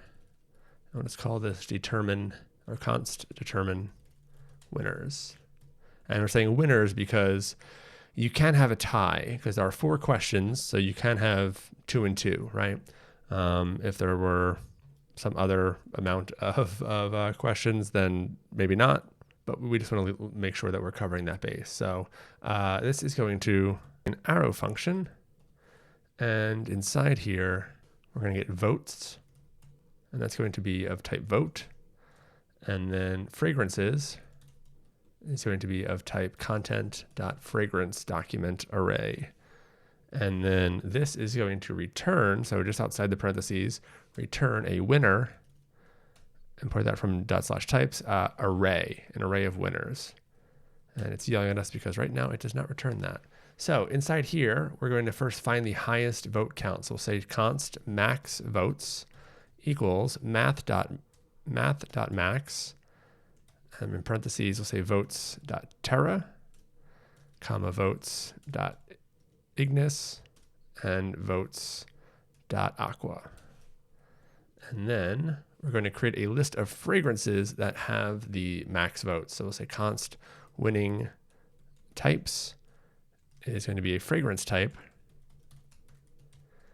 Import that from /types, and that is a fragrance type array, or an array of fragrance types, and that is going to be equal to a empty array. And next, we're going to say if votes.terra is triple equal to max votes, then winning types.push, and we're going to say terra. All right, we can copy this two times, and change Terra to Aqua and Ignis. And then if there is a tie, we want to show up to 2 winners. So we want to say return winning types dot slice and say 0, 2 to get the first 2 items. And then off of that, we're going to map and pass this an arrow function. And here we're going to get fragrance type. And we'll say const fragrance equals fragrances dot find. So we're going to search through our like all of our fragrances, so all of the ones coming from Prismic, fragrances dot find, and this gets an arrow function in there. Lots of little arrow functions. I'm just going to say F for this for fragrance because we got lots of like nested fragrance. But inside here, say F, and then we'll say as text coming from Prismic client. Say f.data.title question mark, so it just makes sure that that exists, dot to lowercase, call that as a function, then afterwards say dot includes, and fragrance type dot to lowercase, call that as a function as well. Oh, and one thing, we want to make this an implicit return, so go ahead and change that to a regular parenthesis and that as well. But now inside this return statement, inside the map, we still need to come in and say return, it's going to be an object, fragrance type, and then title is going to be as text, fragrance question mark dot data dot title, or fragrance type. So we're just creating fallbacks just in case these things aren't there, or that it's not working, or something's been changed inside Prismic, and we don't want it to break entirely and be very brittle. And then last is UID, and that's going to be fragrance.uid. And yeah, make sure you have a question mark there, just because it might not exist. And then now we have our determine winners function. So then right afterwards, we can say const winners equals determine winners, and we're going to pass it votes and fragrances. And now we can go down and map over our winners in the results go here div. So inside here, we can just open this up and say winners.map, and we're going to pass that an arrow function without an implicit return. So make sure you have your curly braces, and we're going to say const fragrance equals fragrances.find, and then pass it an arrow function. And here we're going to get F again, and it's going to be an implicit return, so don't put any parentheses or curly braces. We don't need them. Say as text, and then f.data.title. And if that's equal to winner.title. I've got a bit of an error here in that my map got kind of disrupted, and I need to move some things around and fix my arrow function. One sec. Okay, that's better now. It's just not happy that we're not returning anything. So I'll say if no fragrance, then return null. That makes it slightly happy. But now let's create a return statement here with parentheses, and we're going to say I'm going to say dot result item, and inside here, let's go ahead and just put our Prismic next image. So Prismic next image, and we're going to self-close that, and we're going to say field is fragrance.data.bottle image. And I have another error here, fragrances, there we go. That'll work a lot better. And I am all over the place. I apologize. So winner and index. Winner and index are the two arguments that we're getting from our map. So now this should be working. Make sure you check yours against mine. I know it was a little bit hairy getting there, but we are now there. So if we save this, we get Terra. Very, very nice. And that's what we expect because we kind of, we rigged it to get Terra, and we're on our way. So let's head back in and style this and finish this out. So first thing we're going to do is add a little bit to this div. We need to add a key. I'll just do the index for this. And after result item, let's put group. Max width is medium. Translate. Y5. Text left. And opacity 0. So we're not going to see this for a minute, but we will bring it back in with a little bit of GSAP. Then let's finish styling out begin styling out our next image. So we'll say class name, and that'll be bottle image. We'll target that with GSAP, and we'll do negative margin top 40, and max width is 96, negative rotate 12, that's negative 12 degrees. Opacity is going to be 100. Blur, medium, transition, all. There we go. Duration is going to be 700. Group hover is going to be scale 110. Group hover again is going to give us rotate 0. And group hover again is going to give us brightness 125.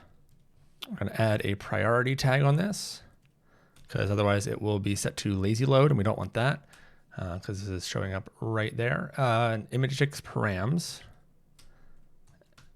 return an object, and we'll say width is 450, height is 450, and DPR is going to be 2. That's the device pixel ratio. So you want 2 to handle, like an iPhone or just really any modern screen. Now let's go up, and we're going to wrap our Prismic Next image in a new div.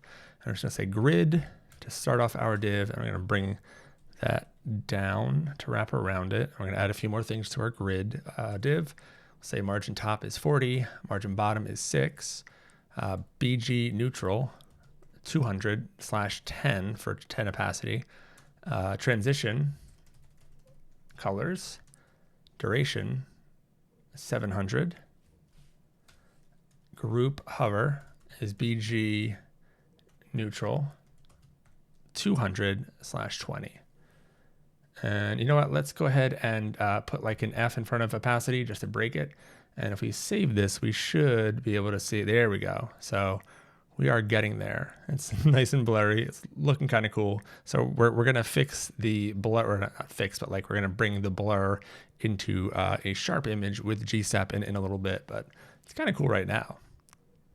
So if we look again at our finished result, this is what we want to build out. And so we got our bottle, we've got our little backdrop there. Now we need to add our content here. So the reviews, the name of it, the price, and the view details button. Those are the things we need to add now. So underneath our Prismic Next image, right after it, we're going to create a div to contain all of that stuff. So I'll say .mt6 and open that up. But we also want to add padding 6. All right, and inside there, we're going to create another div with MB2 and open that. I'm going to add flex and items center to that as well. And here we're going to put our stars. So we'll say span, and inside that span, we'll do class name inline flex, items center, gap 1, text white. And here we want to use our high star and import that from hi2 from our React icons package, just to make sure that you have it right. Here we go. So high star from React icons hi2, which stands for hero icons 2. Come back to my high star, and we will say we'll give another span, and this one I'll say 4.8. If we save that real quick, there we go. We're seeing that. Now go outside of both of our spans and create another span. I'll say span and then hit period ML3 to add a class to that. So inside I'll put parentheses and say 120 reviews. Like that, save that, and there we go, we see it. Looks good. And so after our span, we have this closing div. And right after that, we want to open that up a little bit. We're going to say H3, and we'll put a class on there of font display. Ooh, and I forgot a style, so we're going to go back in just a second. But we'll say margin bottom 2 and text 3XL. Let's just finish out this H3. And inside here, we're going to say Prismic text. Import that from prismic.io/react. And the field is going to be fragrance.data.title. Close that and say Eau de Parfum. There we go. And back here with the ML3, we want to say text gray 400. All right, save this, and there we go, looking pretty good. Terra Eau de Parfum, looks great. And now we need a price. So we need to use our format price function that we have in, I think, lib. Is it utils? There we go, in utils, of course. And so where is our, here we go. So right here, we want to create it inside this winners map. So we'll say const formatted price equals format price, import that from utils formatters, and then fragrance.data.price.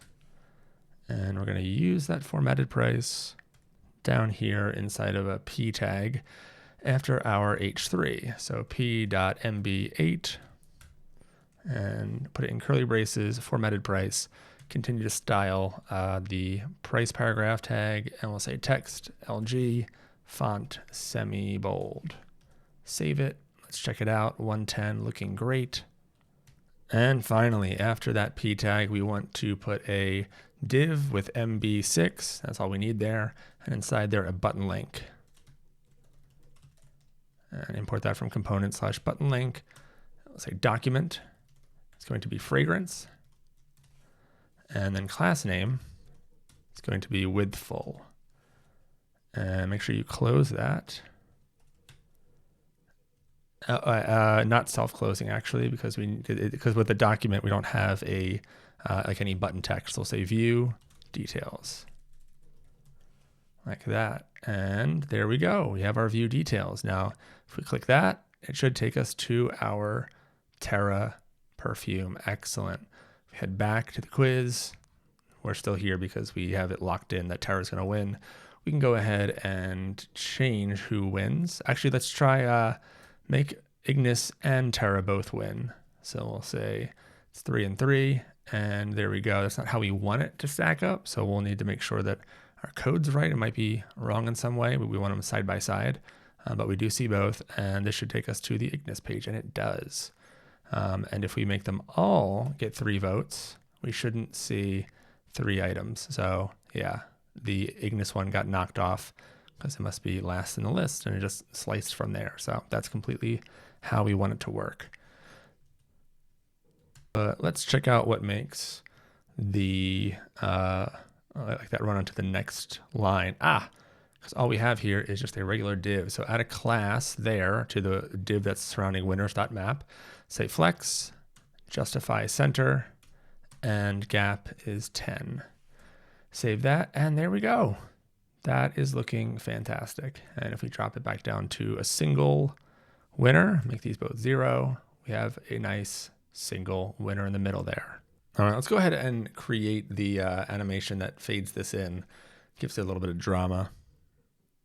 So up above our determine winners function, let's go in here, make a use GSAP. And we also need to import GSAP from GSAP. And here we want to say GSAP.plugin, register plugin, that's it. And use GSAP There we go. Now we're going to call use GSAP, pass it an arrow function as we do. And inside this arrow function, we are going to say gsap.set.bottle image. So we're going to set some properties here. The reason we're doing it here is because we have a few things going on where we have a starting animation and then we have some hover effects afterwards. And if we didn't set these properties through GSAP set here, then the hover effects would not work in the way that we want them to. So it feels a little hokey, but this is the best way to go about it. So we have GSAP set, and the object we're going to pass, we're going to have a filter. And here we can just use a string and say brightness is 0 and blur is 10 pixels, like that. And we're going to say opacity is 1. And now that we have that, we can go down and find our F opacity, our fopacity. Where is that? There we go, right here. Drop that off.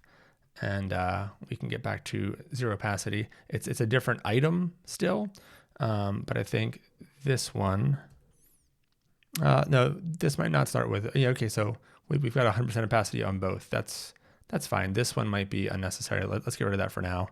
I'll just comment it out, and if we don't need it later, we can leave it out. But so inside that GSAP set, that's all we need for now, but we need to create a timeline. So I'll say const TL equals gsap.timeline. Call that. We don't need to pass it any config options. And then we want to say tl.to.result item. And we're going to say opacity is 1. And that's the one we just took the or removed the F from the opacity 0. So that opacity needs to be there. So say y is 0, duration is going to be 1. Stagger is going to be 0.5, and ease is going to be power 2 in out.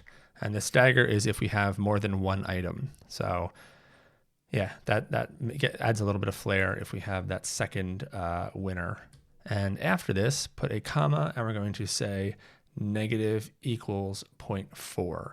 And I'll explain to you in a bit what that does when we see it actually in action. But let's finish this up. After your timeline.to, we're going to chain another 2 on there. And this time we're targeting bottle image. And pass that object. And this will be duration, 1.7. Filter is going to have brightness, 1. Blur, 0. PX. And ease is going to be sign, in quotes, sign in. Sounds like I'm asking you to sign in. Log in, please. And then after that, we're going to pass another position parameter here of negative equals 0.8. And we can go ahead and after the arrow function that we passed to use GSAP, go ahead and pass an empty array like that. And now, if we head back and reload the page, there we go. It is working really well. All right, so now that part's looking great. We have our animation there, and that's looking really slick. We have our little hover animation. This is looking perfect. But if we click retake quiz, that's when the magic disappears because it just hard snaps back to the beginning. The beginning's still pretty, but this that's not working for me. So we have to make that transition as well.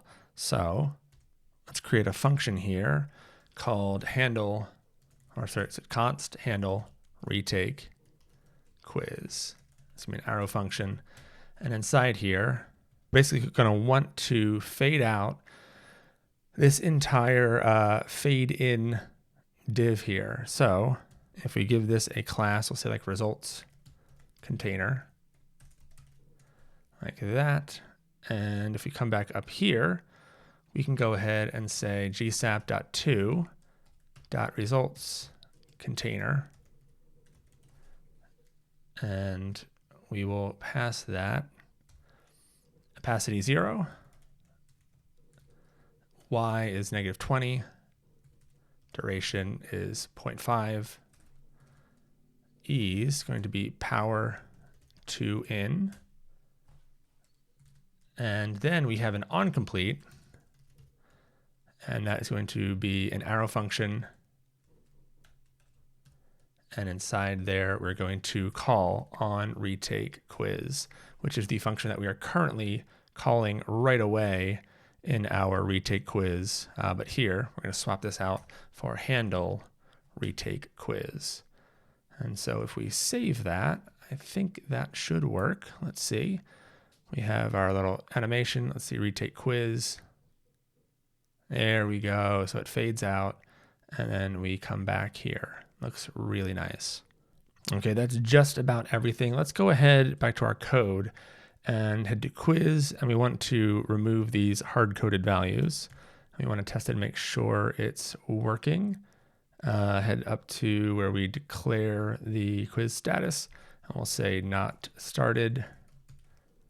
Save that. So if we reload the page, it's coming in at the beginning. That's what we want.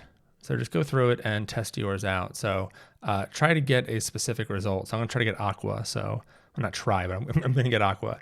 Going for ocean, citrus, late night swim. I think it's refined. I don't know. This one doesn't matter.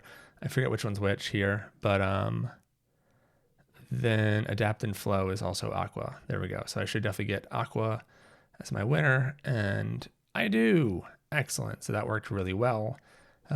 Came in nicely. I can go ahead and click on it and open up the fragrance page to get in a new tab. Or I can click retake quiz, and it fades us out and brings us back. Nice. That is working perfectly. Now what we want to do is we want to allow people to get to it, right? We don't have it yet in our menu or linking to it from the homepage or anything. So we want to go to our code, and first thing we have to do is we have to tell Prismic what to do when it sees a quiz document. So we'll be within the Prismic page builder saying, hey, I want this button to link to the quiz. But this code needs to know, all right, I've got a quiz here. Where do you want me to route them to, right? So I'm just gonna copy this homepage line, paste that in, and instead of type homepage, we'll say type quiz, and the path is going to be /quiz. So really as simple as that, but we just have to clarify, or not clarify, but specify where we want to send them. So now that we have that, we can go ahead into our Prismic repository. And first we'll go to the settings to add the link here at the bottom. I'll say add, call it quiz, and then choose link type, link to a Prismic page, and we'll choose fragrance quiz. Perfect. Save and publish that. And let's just check that first. I'm going to double reload to bust that cache. And there we go. We have quiz. So if we go home and then click here, go to the quiz. Gorgeous. Love that transition. Love these entrance effects. This is looking really nice. Now let's head to the homepage. And from here, I think we have our CTA at the bottom, the Cote Royale Fragrance Finder. Take the quiz. Change this from whatever you have it as to fragrance quiz. And now we can save and publish that as well. Now I'm going to go home and reload twice. Scroll through our awesome website all the way to the bottom. And we're not getting a link here. Let's check that out. All right, I just had a opacity 0 on my code for some reason. Ignore that. Yours should be fine, should be working really well. Click take the quiz, and then it brings us to Cote Royale Fragrance Finder, and we can find my fragrance. Excellent. All right, well, that is it. We've built this quiz from the ground up. It is a really nice, stylish little thing with some good transitions, some good principles in there. And trust me, companies love this kind of thing to kind of get their brand a little bit more interactive. And you can build this for people. You can offer this as kind of like part of a website build and really help users or I guess like their customers feel like they're getting the item that's specifically tailored for them. You can see this being done with like, maybe like a shoe company or any kind of thing that allows users to choose from several options, and you can narrow down exactly what speaks to them. And so definitely keep this in mind the next time, or if you ever happen to work with a client or at an agency or anything like that. These are really fun projects to do and work really well. As always, thank you for joining me. This has been a blast building this with you. If you are not already subscribed, please like and subscribe to the video. It really, really helps, and it allows me to continue to create these courses for you. We've got several big, animated 3D courses on the horizon, so I definitely want to keep bringing you this stuff. Please come back, keep building with us, and thank you again. Take care.